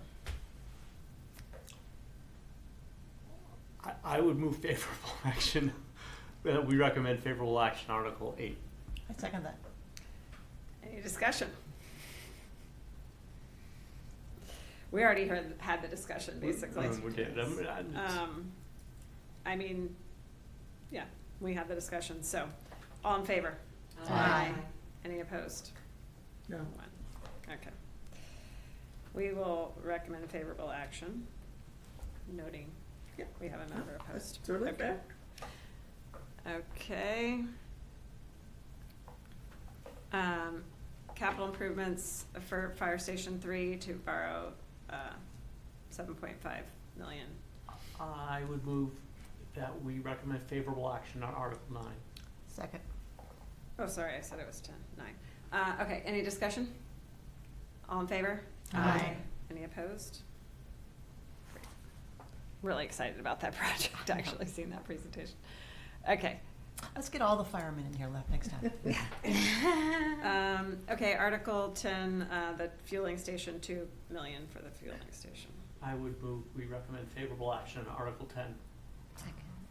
All in favor? Aye. Any opposed? Okay, we recommend favorable action on Article 10. Water treatment plant, approval to borrow 2.6 million for improvements to the water treatment plant. I would move we recommend favorable action on Article 11. Second. All in favor, or any discussion? All in favor? Aye. Aye. Any opposed? We recommend favorable action on Article 11. Article 12, CPC. We did. We did that, yeah. Oh, we did that, sorry. That's good. Wait, did we do it? Yeah. Or did we just say? Oh, You did. We did? Okay. Favorable action excluding the TBD project. We did? Yeah. we did. Okay, I'm losing my mind. Great. No, because when we had the discussion, it's like, how do we do it? And so we just, Oh, okay. so I just made the motion and. Right, just you're did right, it. we did. Sorry. Okay, Article 13, revolving fund spending limits I would as move- presented. I would move we recommend favorable action on Article 13. And second. Any discussion? All in favor? Aye. Any opposed? We recommend favorable action on Article 13. Okay. 17 was the next one. Article 17, transfer of 75,000 to the OPEB trust. I would move we recommend favorable action for Article 17. Second. Any discussion? All in favor? Aye. Any opposed? We recommend favorable action on Article 17. So 14, 15, and 16 is the one we're gonna hold off until general fund, water enterprise, and sewer enterprise. Oh. Didn't we Guess- already vote on the general fund? Okay, Yeah, I think, yeah. all right. Sorry about that. No, it's okay. I honestly didn't remember that we did do. We voted at the last meeting so that you'd be able to work on Right. Right, Right. right. Thank you. Mhm. Thank you, Dennis, for reminding us what we Right. did. Thank you very much. Thank God we have you here. Yeah, why don't Okay. you come on up to it? That's right.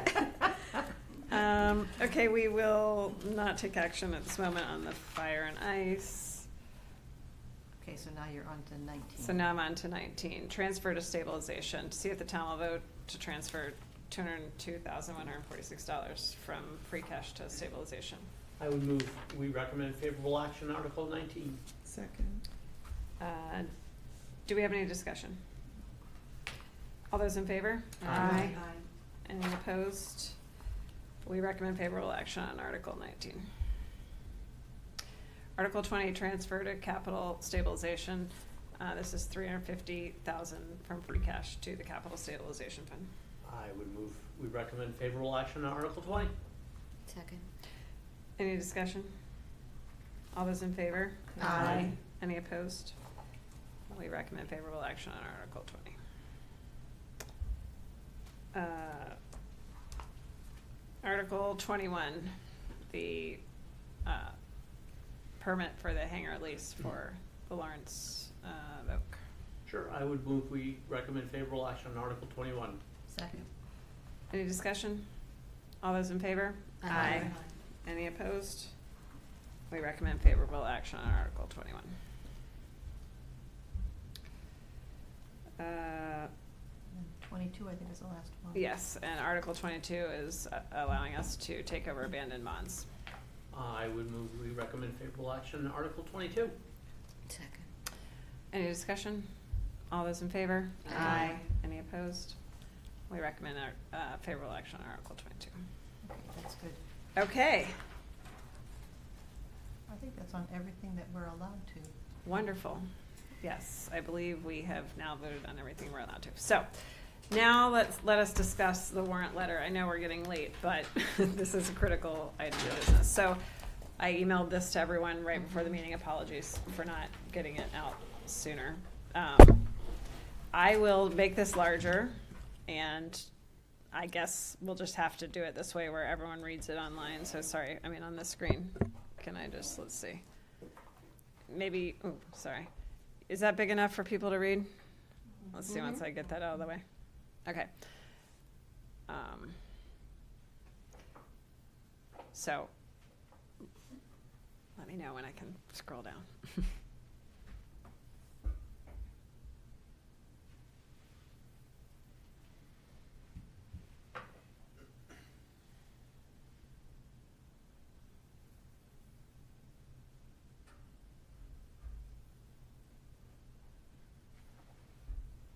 Is everybody reading it on their own device?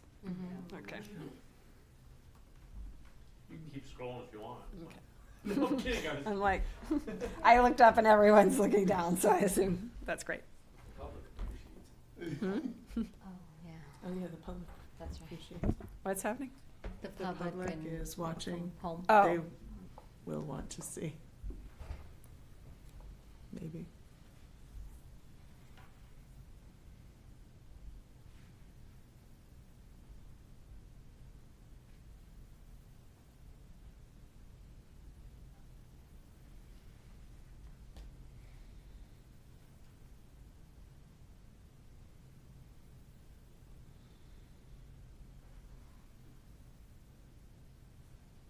sorry, on the, you want comments of it though, right? I was thinking everyone could just read through it and then we can kind of go around, but if you want to, but either way, I'm fine. Whatever you guys want to do. I was just gonna suggest on the, circuit breaker, Mhm. to maybe, state what the balance will be as a result of that. I don't So know. we say, I don't know if other people think that's important, but the school department is planning to utilize 1.5 million from an anticipated 2.5 million in reimbursements from 26, meaning they'd have $1 million left. but that's not the balance. And then what's the balance? I What's the think, balance? because you had helped me with this, I think it was gonna be, 2.9 million at the end of FY '26 and 1.7 at the end of FY '27. Where is the 1 point, I thought it was gonna be 1.5, how do we get to? I guess 1.7. So there's something left over from this year, you're But saying? Yeah. that all has to be spent next year. Cause you can't carry it over twice.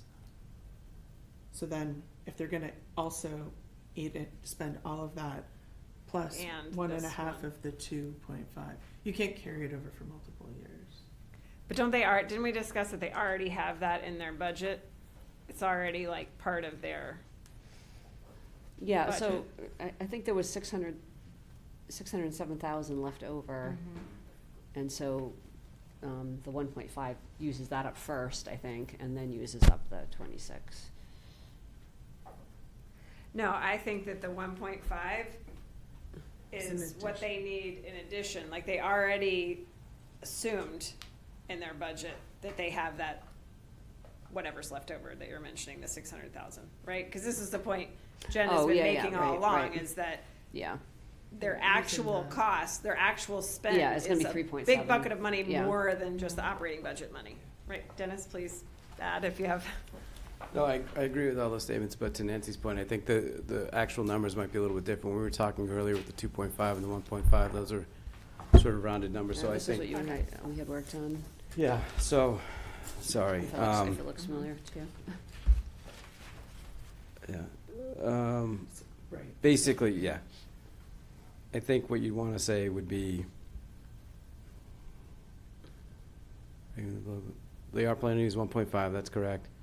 Anticipated, but they're anticipating 2.9 million in circuit breaker, and they're anticipating having 1.7 million left over is what I think the, So you want to say which would result in a carryover or a reserve or whatever of 1.7? but that's if you want to choose it. All I was going to say is the 2.9 piece is what they anticipate getting, not the 2.5.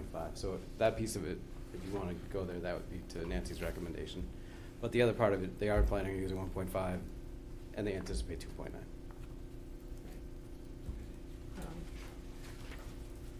Um, No, I think, isn't it 2.9 is gonna be what they have at the start of 27?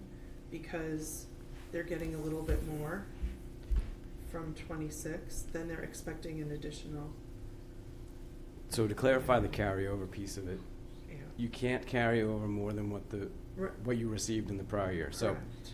the 600,000 we were talking about, that will get used in 26, you know what I mean? So they're not carrying any more in any particular year than what they've earned. So they'll be in compliance. So Yeah, I understand. $600,000 rolled from 25 into 26. Right. They're expecting. Oh, sorry, I Yeah, apologize. They're Yeah. expecting They expect, 2.8 to roll into 27, yeah. still get 2.5. So it's like they have more rolling into 27 than they anticipated, correct? And that's the difference. Yeah. So, right, they anticipate rolling 2.9 into Yeah. 27.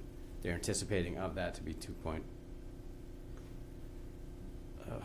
The numbers have just changed. Yeah, So- I mean, so that's the. So it is, so instead of using 1.5, it's probably gonna turn out to be closer to 1.3, given that they're getting a little bit more in 26 than they expected. Yeah, I mean, I don't know Oh, to what I level see of what you're detail you saying. want to get into to Okay. that. Essentially, I mean, they're planning to use some amount of the circuit breaker, and they're planning to have some amount carried forward. I don't know to what level of detail you want to get. These are all estimated amounts, so. Mm-hmm. I mean, we could just say the school department is planning to utilize, I would say approximately, and it's from a 2.5. what, sorry? It's no longer 2.9. it's 2 It is 2.5. 2.5, okay. Which would result in 1.2 million to be held in reserves, do we want to say that? or- So the number's wrong in the 1.3. They're expecting to have 1.7 in reserve, so we gotta go figure out. Well, we 2.5, could say, 1.7. one option would be to kind of emphasize that the amount in reserve from 26 to 27 is gonna drop quite a bit because of this. So at the end of 26, it's like 2.9, and at the end of 27, it's only gonna be 1.7. I don't know if that might be the way to, Yeah. that's a little more, you know, to emphasize that the amount in reserve will drop from one year to the next. Yeah.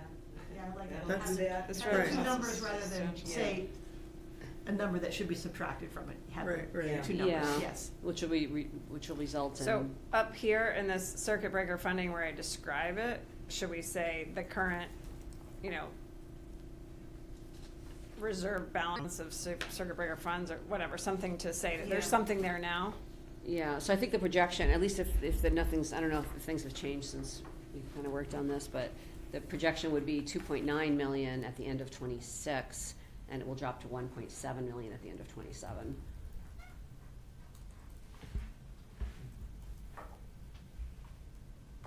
But I don't know what it should be, like, is 1.7 okay? Like, that's my question, is like, what should it be? What, sorry, what did you say it was? Well, it's expected to be 2.9? Yeah. and The it was a- expectation is that it is a full year's reserve. That's what their Okay. target has been. Okay, so this will Sorry be if I could below just that. Jump in again. I mean, they haven't historically, there's no requirement to carry Right. a balance. Right. No. There's no requirement at all. So you can carry up to 1 year. Mhm. You can't carry more than that. Okay. But zero would also be acceptable. And Okay. zero is the amount that they've historically had. Yeah. So Yeah. the $600,000 this Yeah. year was the first year that they've had Right. a significant carryover in quite some time. So, just for clarification. Well, maybe we should say something. like- I don't know. There's no requirement to carry a balance or something, because otherwise it looks very negative, like it's got this big drop. Well, I agree, but I think this does indicate that they are using one-time funds Mhm. for, operating expenses, and that's, Don't we say that in yeah, another part? I think we do now. Yeah. You can mull that over, Regina, you know what I mean?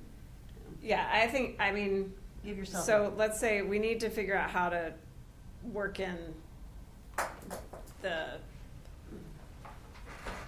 You could always say, although there is no requirement to carry over, you know.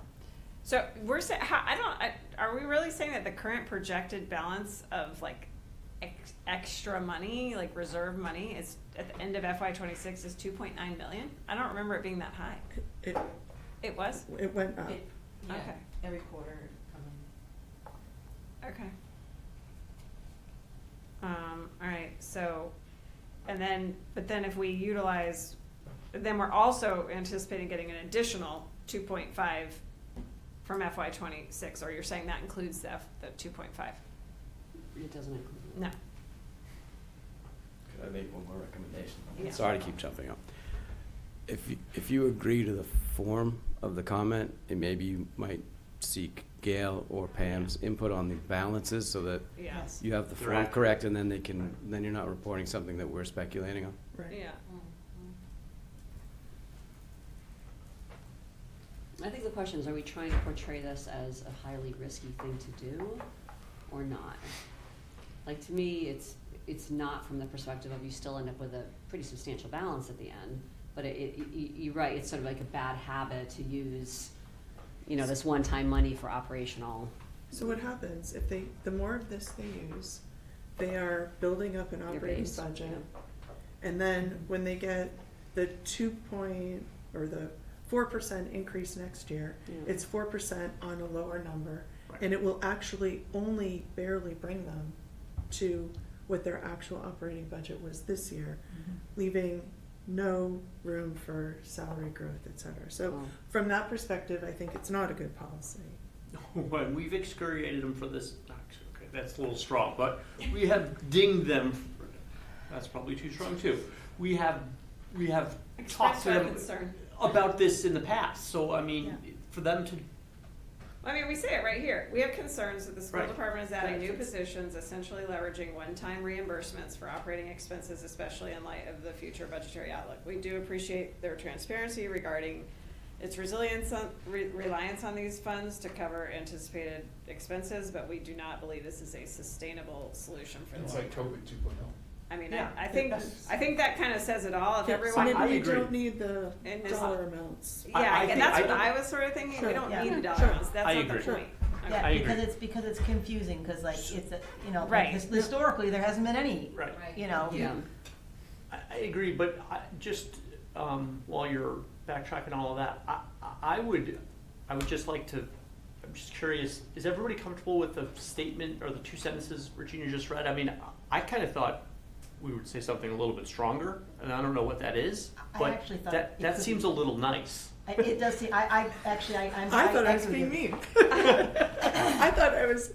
Jen made something harder than what I had originally had in there, but So I mean, come on. what would you suggest? I don't mean, know. That's I what don't- we need to know here. Yeah, I don't know. Well, what we're stating here is the truth. Right. Yes. Yes, I think we have to be factual. yes, And 100%. I think by doing that, you're meeting the goal. The schools have been in, a really tough spot, so they're caught between a rock and a hard place. And it's gonna be even tighter moving forward. I think they're making unsustainable decisions. So I don't think it's them being caught between a rock and a hard place. I think they're making decisions that are backing themselves into a corner in the future. And thusly, try, And maybe it's something therefore to the back- town. Right, exactly. Yeah. We're on the same page. Yeah. All right, so I just took out "we do not believe" and just put "it's not," like the caveat of what we believe or don't believe. Yeah. I took that out and just "it's not sustainable." But Right. is there anything else we can do? I mean, that's very minor to make it more This is not impactful, but is there anything else we can do to make that a stronger sentence? I don't know. I'll just put a note right here. Do you want to speak, but Like- we want to reiterate, this is not. Can we make this? But maybe it's not a financially responsible decision. I mean, that's like about as harsh as you can get, but that's also very subjective. It's not. Yeah, I think what I like about this is that it is the facts. yeah. So I think we said something like this last year, so it may be why I have it in my head, but I wrote a note to myself that says, this is a structurally unsound budgeting practice. And to me, that seems both factual and stronger. Yes, Sure. structurally, yes. Say that again. This is a structurally unsound budgeting practice. That was like from that. last year. I don't remember, I have it in my head, and I feel like we said something You like just that. wrote it down last now? year. I wrote it down like an hour ago. Okay. But it sounds familiar to you. It sounds familiar to me, yes. Because this is the fear. Right. And it's eerily familiar to some of the mistakes that we made during COVID. Right. You know, when Right. we were Yes. relying Yeah. on these one-time funds to. 100%. Yeah. Right. I mean, to be fair, it's a completely different committee and administration. Yeah. However, to your point, I mean, the slightly to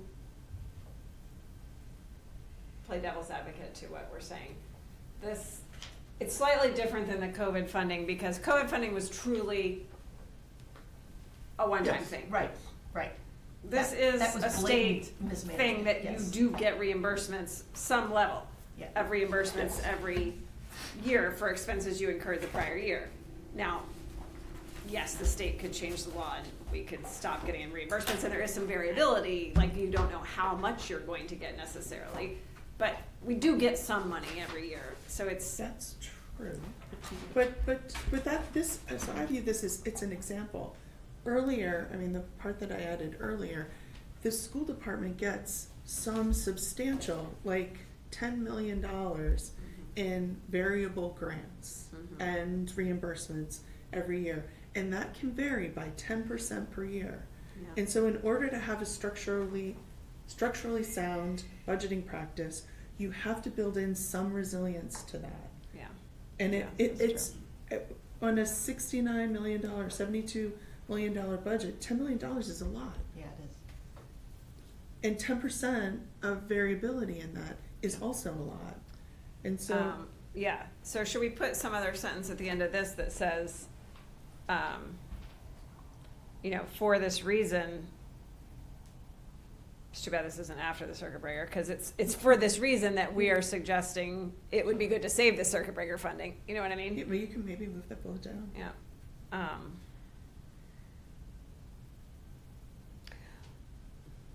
What does this mean on a practical level? So let's say, for example, you know, the folks at town meeting read this and they say, you know, this is not a good idea, we shouldn't be doing this. What could possibly happen at town meeting? Because this is above and beyond the operating budget, right? So we're approving the operating budget because it doesn't include this extra, you know, $1.5 million. Right. So is there any, you know, practical thing that could happen at town meeting? There could be an amendment. I mean, last year that happened, and they spent, on the floor, and they spent an extra $1 million. Right. You know, No, I know. To your point. Right. Those are the things that can happen. So someone could make an amendment to reduce the school budget? That is correct. In theory, okay. And- But again, it would just be the bulk number. That's right. It's Yeah. not individual, I know you know Right, that, I'm just. yeah, yeah. But I think it's important for people to understand the complexities that go into this, and I think Yes. they rely on us Yes. to surface Yeah. that. That And is our that's why- responsibility I agree. to delineate that, even though we have zero ability to Control. actually tell the Correct. schools what they're spending the money on. Correct. So, I mean, the caveat is with the Kittredge, where we actually have to have 2/3 vote on on the bond, Correct. Yeah, if I got that right. Yeah. it is 2/3. Which will be exciting. Because that's a lot. I mean, that's not nothing. It's a concern I have. It is a concern. So, but again, I mean, it depends on who's there, you know, the motivation of the crowd. That's how that works. So,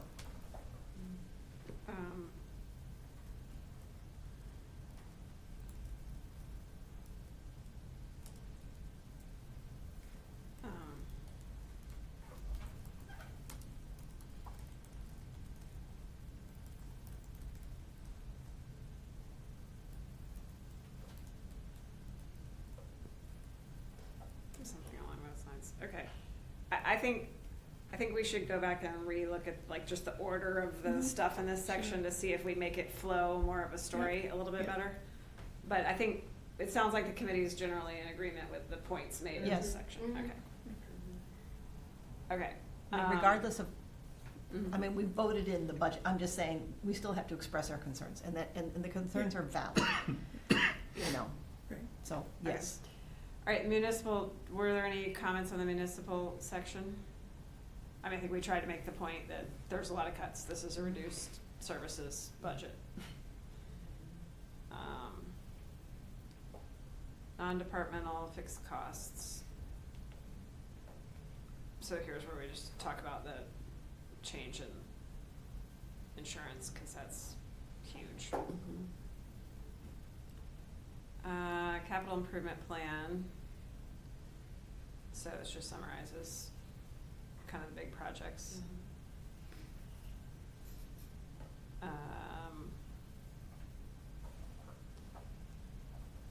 You talked about that we're staying within the town's financial reserve policies with our transfers. We wrote this before we knew what these figures were that we were gonna be transferring, because we hadn't seen these articles, but I mean, do you think we need to put the figures in? Sometimes I feel like the figures aren't the point, like the exact 202,000. Because you can look in the It's like, budget do and find we, are those, we yeah. adhering to the policy, you know, kind of, people could get lost with the fact that we are talking to the dollar, you know what I mean, versus the point. So that's kind of why my initial draft, I left it like that, but does everyone Yeah, I think you're right, because people want the specific dollars, it is in the budget. Right. That is published Yeah. along with it.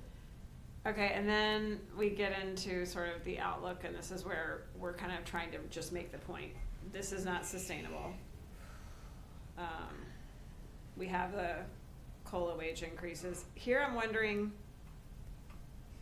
if we want to talk about, like, well, I don't know, but the Kittredge, like, school, like, additional operating costs. I mean, there's not necessarily going to be additional operating costs because we could just not open another, we could close another school and open this one and transfer the people, so maybe not, but. I think those questions are gonna come up at town meeting, and I don't know who would be answering those, Pam? it would be Pam, okay. Or the school committee.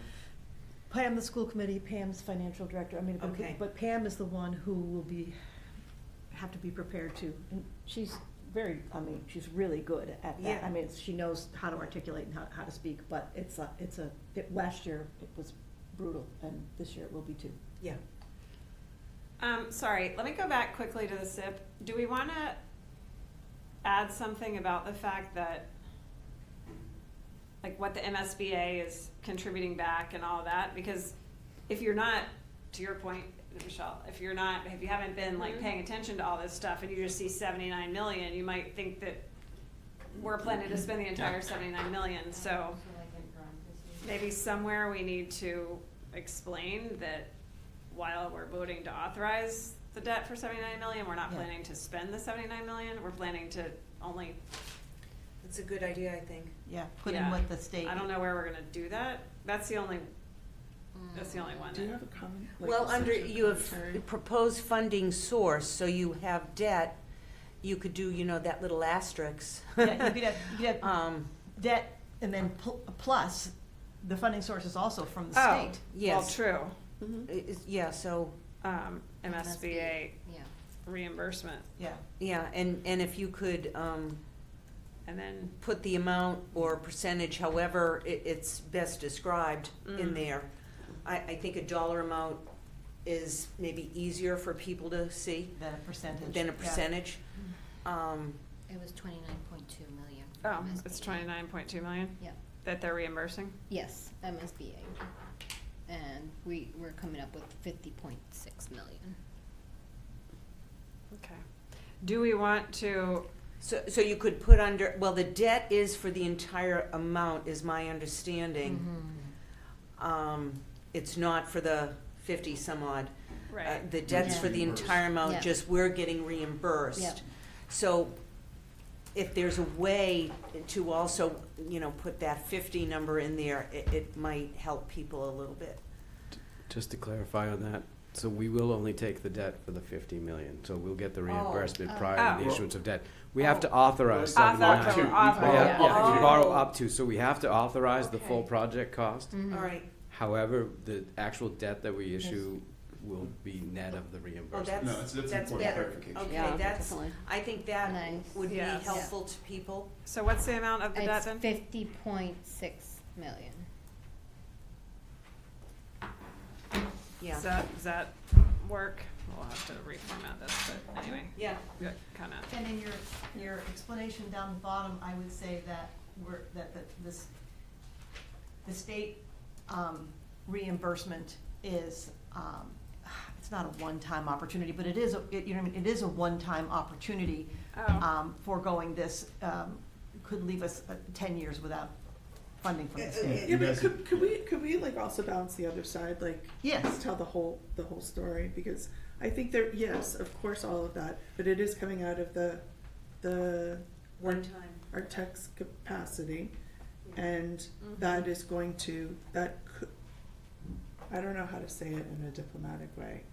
But we could, Well, there's But two it's- things. If, Regina, So there's maybe pros the- and cons, the right? reimbursement Yes, is yes, a one-time opportunity, or I don't know if that's the correct Right. verbiage, but to your point, is there a way to indicate where the funds for this is coming from? Yeah. I don't know if that's appropriate or not. Should we put in, I mean, your point was that we're gonna be spending $3 million Our on levy capacity, debt. that we could otherwise spend on something else. So do we wanna add a column that says what the, I don't think you had a column, but I mean, to the extent that you wanna A add a sentence or note, something, right, right? a Like, sentence, yeah. like, look, I wanna be very diplomatic, like, we voted 8-1 Yeah, no, to, got it, right? So, but I agree with you, that is an important part, and I think there should be a note, 2 sentences Yeah, in there right. that To about, show, but like, not this a is- column, right, not right, exactly, just, okay, once- Yeah. I'm gonna let you write the sentence. yeah. No, let's be fair, though, I Yeah, that's, totally agree. because I think if we come out, like, without being balanced, then we are, We lose credibility. That's fine. Right. Yeah, no, I agree. Being clear. right? Yeah. No, I agree. You Yeah. just actually made a point, I think in last year's letter, if I'm remembering correctly, we literally went like article to article and said we recommend favorable action. Did we do that in the letter? No. Cause we're not, no, we didn't, okay. We had an infographic. Right. Yeah. We had the I know. slide. We didn't have I a was letter. thinking about the infographic for this year, but I feel like Here's the other thing. we're not Here's another explaining thing. as much. There's, Yeah. you have the Q&A in there, Yeah. okay? Yes, let's, yeah. Those two things, the MSBA reimbursement, okay, because it's not really a one-time opportunity, that could be expressed differently. Yeah. But you could put those two things in the Q&A. Oh, true. I mean, and expand them, saying the pros and cons. I mean, like, why are we building it now? Yeah. You know, it's so expensive, why are we building it now? And this is Yeah. why we're building it now. We got on Yeah. the list, you know, we were approved, this Yeah. is something that happens every blue moon, we can't pass this up. However, And there's some costs. and then put, you know, Yeah. there is risk, and this is the risk. So, anyway, that might be a better way to do it rather Yeah. than. So you like, can why have- are we building a new school now? Yeah. When we are facing Find- school operational budget challenges or Yeah, whatever? yes, that's good. Or And then- fiscal challenges, however you wanna say it, Yeah, yeah. whatever, we can reword it, but I think that's Yeah. a good, I like And then, that. and then the 2 points, you know, Yeah. we're building it now because of this, and the decision was. MSBA point Yeah. and. Do you know what year But we Jen's we point. went on the list for Kittredge? Oh, gosh, I don't know, it's been a while. I For think, years, I think we got accepted on It's the like, list. it's like 3 to 5 years, I know, it's something Yeah. like that. Just, by the way, sunk cost is not a reason to do something, just, Yeah. right, so I'd be careful with that one. Yes, we have put money into it, and I think there are other reasons to move ahead with it in my mind, but Yeah. sunk cost should never be a reason Well, to do because something. one of the things with, Yeah. with the MSBA is like, nobody can build a school without them. You just, it just does not happen. You can't build a school unless you have help from the state. And so it's kind of one of those things that's like, if you put yourself on the list, and this is obviously before all this other crap happened, you know, it's like if they approve it, it's like, oh, you know, quick, run, you know, get the frickin' building and that's. Which that's- doesn't mean you have to do it, No, it right? doesn't. But I think. But that's kind of how you know, historically it has happened. I'm just saying, this is. Yeah, but you know, I think another point to make here would be, it would be one thing if we're building a new school for the sake of building a new school, and all our other schools were all nice and brand new and shiny, right? yeah, but it's to not. me, the Yeah. salient point here is that, you know, a few of the schools are kind of like falling apart, right? Yeah, And so, at least 3 of them. Yes. yeah, and so to take advantage, yes, of this MSBA That's right. money, and you know, this is like a very first step in maybe some refreshing our elementary schools, Yes. right? Because you know, if we turn it down, we're not going to get it next year or the year after that or the year after that, or probably it's sort of unheard of to turn it down. But anyway, How hard It's is like- it to get, like, how many times have we been turned down?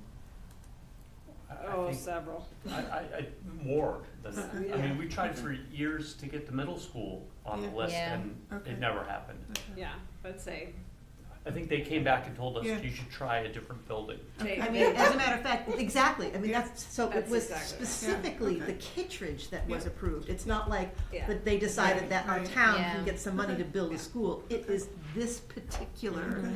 and so all the, you know better than anybody, but all the work that they did putting things together had to be Yeah. in line Yeah, with what they were no, asking for. it's a really good point, and again, like, Yeah, no. I don't- I'm so glad that you're bringing it up but I because, do think, like, it's we have to important. ask the question, given where we are right now. Yep. Yep. And the Yep. challenges we know we're gonna face in the future.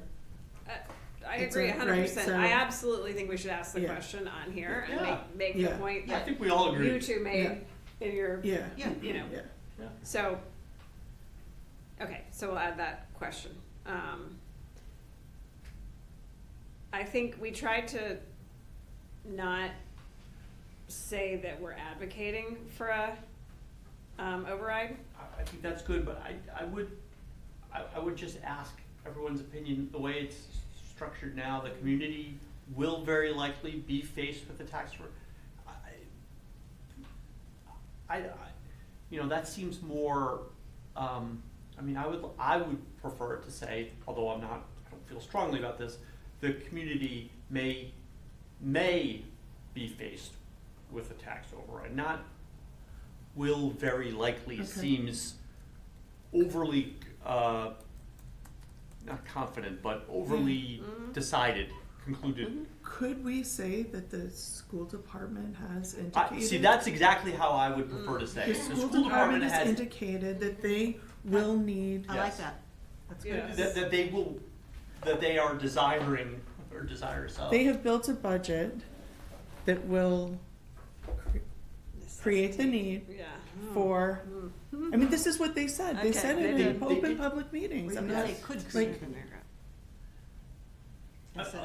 See, I agree with you, except I agree No, with no, you. I mean, they sat right there and they said it, No, right? no, So- I'm not arguing, I'm just saying Yeah. like, it's, the semantics is you can, it depends on whether you wanna make it softer or Yeah, I more don't, pointed. and I don't know, which is why I brought it up. Yeah, no, it's I hard. don't know the answer. It's hard to write. I'm with you. Yes, that is very. We're gonna blame it on Regina. I mean, given the current financial projection, it's likely necessary. Well, okay, That yeah. projection could change, right? So, once again, if $5 million falls from the sky, then it's likely an override wouldn't be needed. And I can't say that it would fall from the sky, however, it's not unprecedented. So, to go overly strong might not be, might be a little alarmist, but I think to your point of saying it's likely given the budget, the school anticipates the need for an override request in the future, given where the You current. could say- School The anticipates. school- You could say, the That's the schools key. have expressed. Yeah. Sorry. No, I'm Don't erase it all. yeah, I was gonna say. I know. Don't delete. Get that highlight off. Well, the school Have indicated. committee. Now, having said all that, I mean, it's likely that if there's an override request on the ballot, that wouldn't just be the school. No. Correct. Right, would- I know, that's, And it's the select board that has to make the I was just decision, gonna so I say, don't wanna I agree. put this Right. on them. So I think if we just say factually what the school committee has reported, they Right. have reported that their budget is based on their intent to advocate for an override in FY '28. That's the way to say it, right there. Hold on, I don't know if I agree, but I'm gonna type it. Okay, The school yep. committee has That's the expressed way I would like to. that their, Intent is to ask for a no, override. their budget, Construction, your budget, Has been built okay. And with the intent of requesting an override in FY '28. and isn't that to sustain, services? They added 9 new positions this year. Yeah. That's not See- sustainment. So. That's growth. That, Right. that Yeah. is the point, even more so than the school. Right, it's, right. Do you know what I mean? Because the school isn't really in the school's budget, the school's in the town budget. Right. School, the building of the school, it's town, it's municipal. are they requesting an override? They're requesting the select board to, I don't know, They I'd have to go back and intend read. to, they Can intend even do to that? advocate for. yeah, I think that's it, the school, well, are they even gonna? I think I would feel better going Yeah. back and looking at Yeah. that meeting Right. on YouTube and seeing exactly what, personally. Or the notes that Joe Hicks sends out. Yeah, Might be in there. yeah, that's true, it might be in there. Mm-hmm. Quick, oh, are we on, can we get on Facebook? Your phone should be I okay. get the emails. Let's see if I can. Um, Look, I don't wanna say anything that's not factual, Right. but I do think that. No, but you're right, you're right on, really. I don't wanna make assumptions, I don't wanna put words in people's mouths, but No. And they might also say they're not requesting an override, they might be requesting additional monies. Where would that come from? Right. All right, so there is No, a but they- difference No, no, there. no. But they actually said said override, their override. words were, But we're I don't know requesting an if, override. can the school they- committee request an no. override? I don't think they can.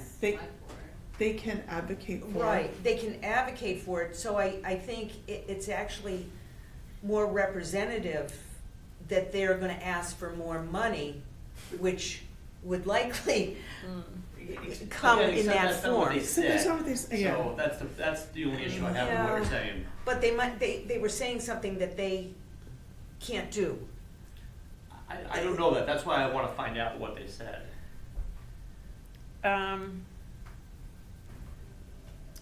I'm kind of back to, because if we have an override request, it's not just going to include stuff for the schools. That's right. Correct, It will include stuff for other Yeah. departments. because the other So- departments had cuts this year. Right, so I feel like, and last year, I mean, so I feel like, I think it's putting an unnecessary spotlight on just the schools.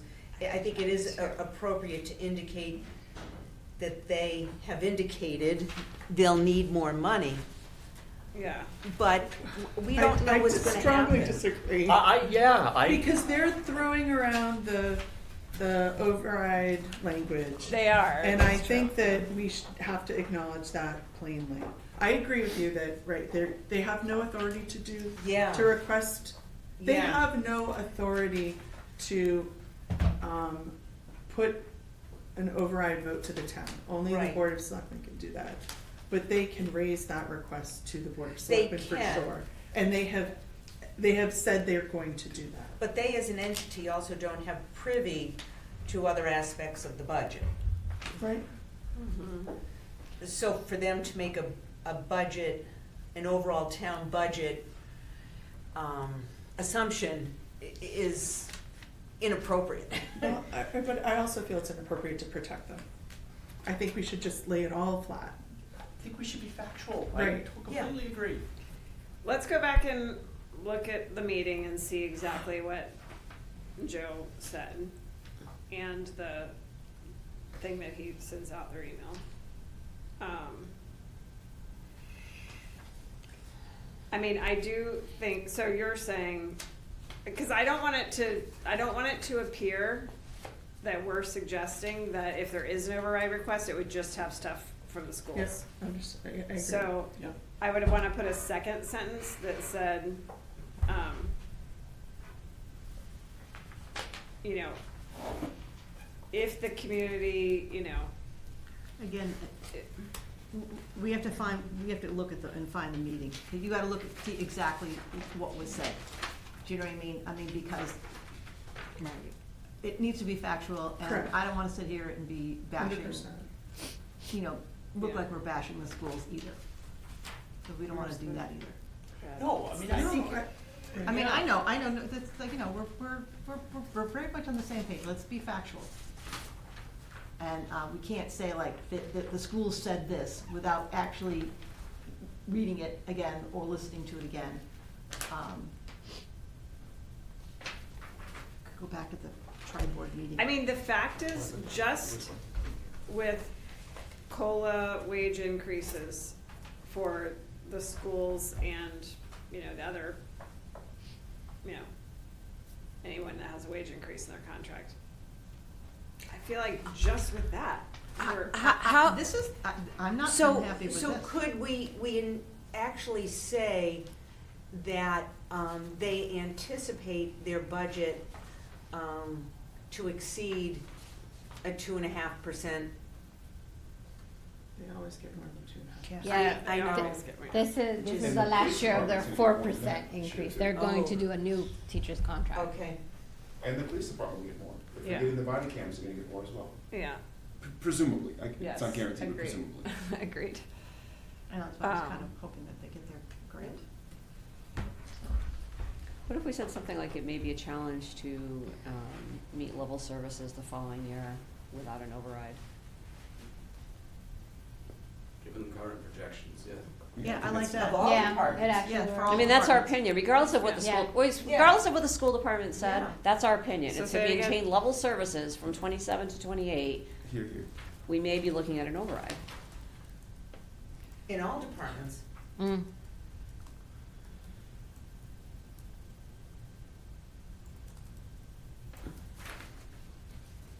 Without an override? Okay, I have the Joe Hicks email. Key takeaway number one, this is from the January 15th meeting. For the school department? For the school, this is the takeaway that, so Joe sends out a summary of the school committee meetings to everyone on this listserv, of which I am part. Key takeaway number one, FY '27 budget. The school committee held a public hearing on the superintendent's recommended '27 school budget. To the school committee, the total recommended budget is 73.7. This is 1.5 above the town's recommended. It goes on, the superintendent's plan is to use a portion of the 2.5 million circuit breaker funds. The district anticipates receiving in FY '27 to fund the balance. It's important to note that the use of these funds will support the district for 1 year. The current financial forecast for the town indicates that all capitals override will be necessary for FY '28. It is summary now. It's not the transcript of the meeting, but it is Mhm. the email he sent out. But I think the Yeah. assumption there is if you're going to maintain level services, you would need an override, so to me, that's what we should say. Not who said what, but to Okay. maintain level services is very possible, an override might be required. So what about if I were to get rid of this, I'm just gonna see if, can I do a strike? Where's the strike there? No, Right click. I don't use strike very, very often. Right click? Right click. It should be able to go down. Format option. I know, it should be right up there in the top, and it's just so annoying that Well, it's if you not. use it, it would be under format option. Okay, I'm just gonna put it a different color because I don't know where it is, but let's just, okay. So if we just said, it will be challenging to so North Andover's budget is becoming unsustainable because of blah, blah, blah. It will be challenging to maintain level services in FY '28 without an override. If we not, without an override, we will need to make difficult decisions as to, well, we will need to make difficult decisions about whether to raise taxes to fund the operating needs of the town and school or face deeper cuts. I mean, that's all Yeah, factual. I think that's appropriate. And here's the thing, is like, the quote from Joe, I mean, hang on to that, maybe make it available to others, because that's something where you go to the podium and say it at town meeting, Okay, I guess the kind of concern I have here is that we have never kept level services. We have been continuing to grow the services, and we can't continue to do that. Mhm. That's not true, because last year they cut a lot of positions, so that, I don't think that's correct. Okay, well, this year they added. No, this so year they didn't, you're right, but the year before, a lot Yeah. of positions were Yeah, cut. that's true. And that's always the baseline, right? Level services is the baseline, so to me, if you say we won't be able to maintain level services without an override. I mean, is it challenging or we will not be able to? I'd say you could be more, we will not be able to. I would not be able to say definitively one way or the other, right? Again, this is based on projections, and last year at this time, if we had made that statement, and then we got $5 million of unanticipated new growth, Yeah. so things can and do change. I think that, in my opinion, the most likely outcome to maintain level services will be an override request next year. Where did the new growth come from? That's where I'm still like blown my mind. I can't wrap my head around it. It was on The inventory. turning over their equipment more Personal quickly. property tax. That was 1.7 though. They told us that was the 1.7, and I don't know where the other. No. So again. Sorry, we have- I know I'm we being have talked about it a difficult. number of times, but there was $5 million of new, or more than $5 million of new growth. We anticipated a number of 1.3. We got more than $5 million, and therefore, Okay, I'm just that's trying a to, significant increase. where right? did it So come from? 1.7 is the number that's being anticipated for future Mhm. growth. okay. Oh, right, sure. So- Got it. So We if- had, that was like Amazon filling up their warehouse. Yeah. Was like yeah, part of was- that. That was the $5 But million. we don't expect that to We continue. don't anticipate that.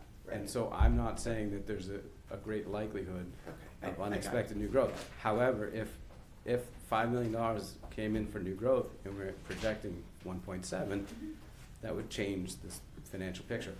Likewise, if new growth comes in at the historical number of 700,000 and we're projecting 1.7, it's further gonna strain, you know, or exacerbate the need for an override, right? So there's a lot of variables in here, cause these are forecasts, but I think it's a fair statement to say that many people anticipate the need for an override based on the budget that's being presented. I don't wanna use absolute terms that Yeah. it's Yeah. very likely, or we definitely will, or, but I think there's an expectation, and I think everyone's openly talking about it, that in order to maintain level of services, or in some cases, enhance level of services, it seems to me the most likely outcome will be a request for an override, but again, I don't wanna use certain terms. Regina, you could also say, based on current projections, it is likely we will not be able to. I know, but I took that out because, Oh, I know, I mean, but that's another, I mean, because based on what Dennis is saying, it's like, That's it. I mean, I personally think it's the most likely outcome, but again, if last year at this time, I would have, you know, again, projected something that there would have been a much stronger need. And frankly, the last 2 years, we've gotten a lot more growth than we anticipated, so right, there's, you know, it's now several years in a row where the new growth is substantially higher than we anticipated. yeah. But at some point, I do believe that will go back to the historical norms. And so, you know, and, you know, without sounding like a broken record, every year say, well, listen, I know it's been great, but, you know, we have to be conservative. And I do think the most likely outcome going forward is that we're gonna get much closer to the historical norms next year.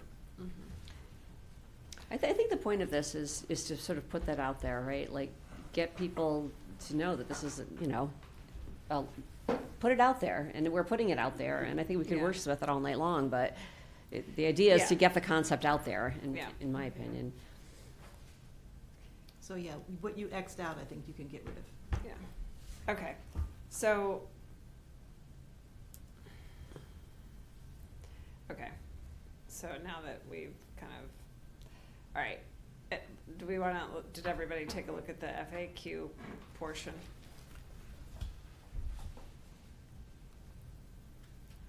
Go back to that.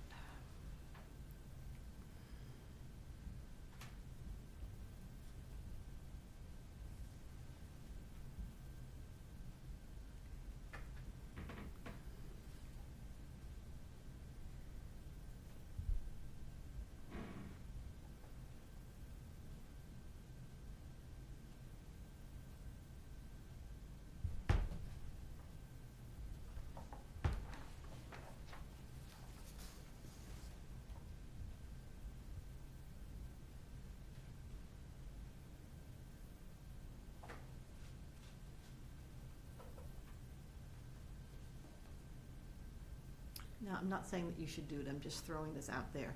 Because someone came in, a couple people came in a couple different meetings and sort of like, what are we doing, building a new fire station? Do you wanna put, what are the advantages of building a new fire station? Honestly, I don't know, I'm not saying do it or don't do it. No, I understand it too, valid question. I think one person came in at one meeting. Well, they were in the select board meeting too, but you know, you're not wrong, but it will come up and, you know, But isn't it only minimally over Oh, what was no. already approved to do a renovation? yeah, oh right? no, I'm Yeah. totally, I'm just saying, you know, if you say no, I'm cool, I just try to think if there's other Well, I can only questions. speak for myself. I don't feel the need for it Okay. personally. That's cool. Just trying to think if there's any, Yeah, yeah. No, any it's questions smart. out Yeah. there that we might. Yep. I know there's no way to tell this, but say we didn't allow them to use the circuit breaker and they had to go back to the budget of 68 whatever million, right? And moving forward, and then they got the 4% presumably next year, right? Will they still need an override? So regardless, whether we use a circuit breaker or not, I'm just putting it out there, I'm just asking the question, I don't know. Sorry, say the question again. Say we didn't allow them to use the circuit breaker, or we do allow, whichever. So say we don't allow them to use the circuit breaker, they don't hire the new people, they go back to 68 point, whatever the city gave to them. Next year, will they still need the override? Even if they say it's, you know. We're not in a position to tell them they can't use the circuit breaker. Right, we That can't goes- tell We them can't that. tell them that. That's not our Right. job, We or, can- or the taxpayer's job, frankly, right? I'm just asking the question, though, If they didn't have it, you're asking if they the question. didn't have it, If they is didn't it, have it. are we still then- you know, just based on the town's needs and everything, or is an override still gonna be I see necessary? what you're saying, yeah. Just to make it cleaner. If you take it out of the equation, the school issue out of the equation, would the town still need an override? Probably not. I don't know.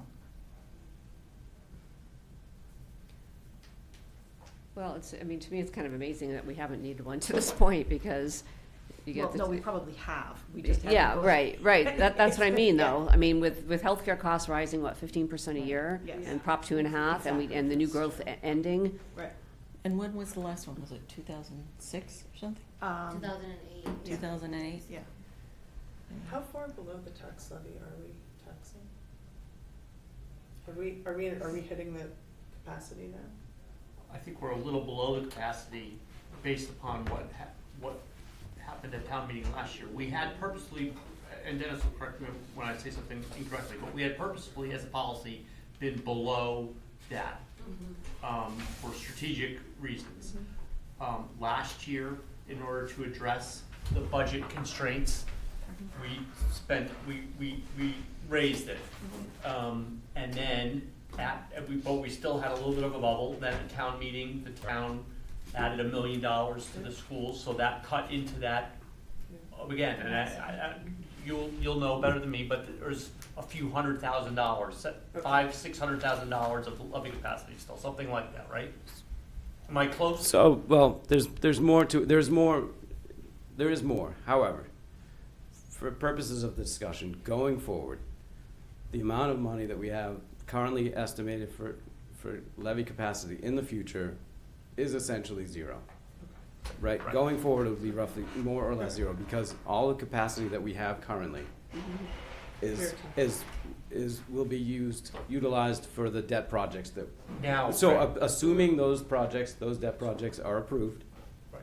those funds, the excess capacity will be raised in future years to pay the debt service on those projects. Yeah, good point. So, to that point, should we make a point in this SIP section that by covering this debt with the levy capacity, we will no longer have excess levy capacity? FYI. Like, let the public know that in this. Once again, I would just caution saying will not, and replace with Right. something that Right. we do not anticipate. Because again, We'll wiggle room. we vote a budget at a certain number, and if we get new growth that comes in higher than that, then we would theoretically generate revenue, excess capacity.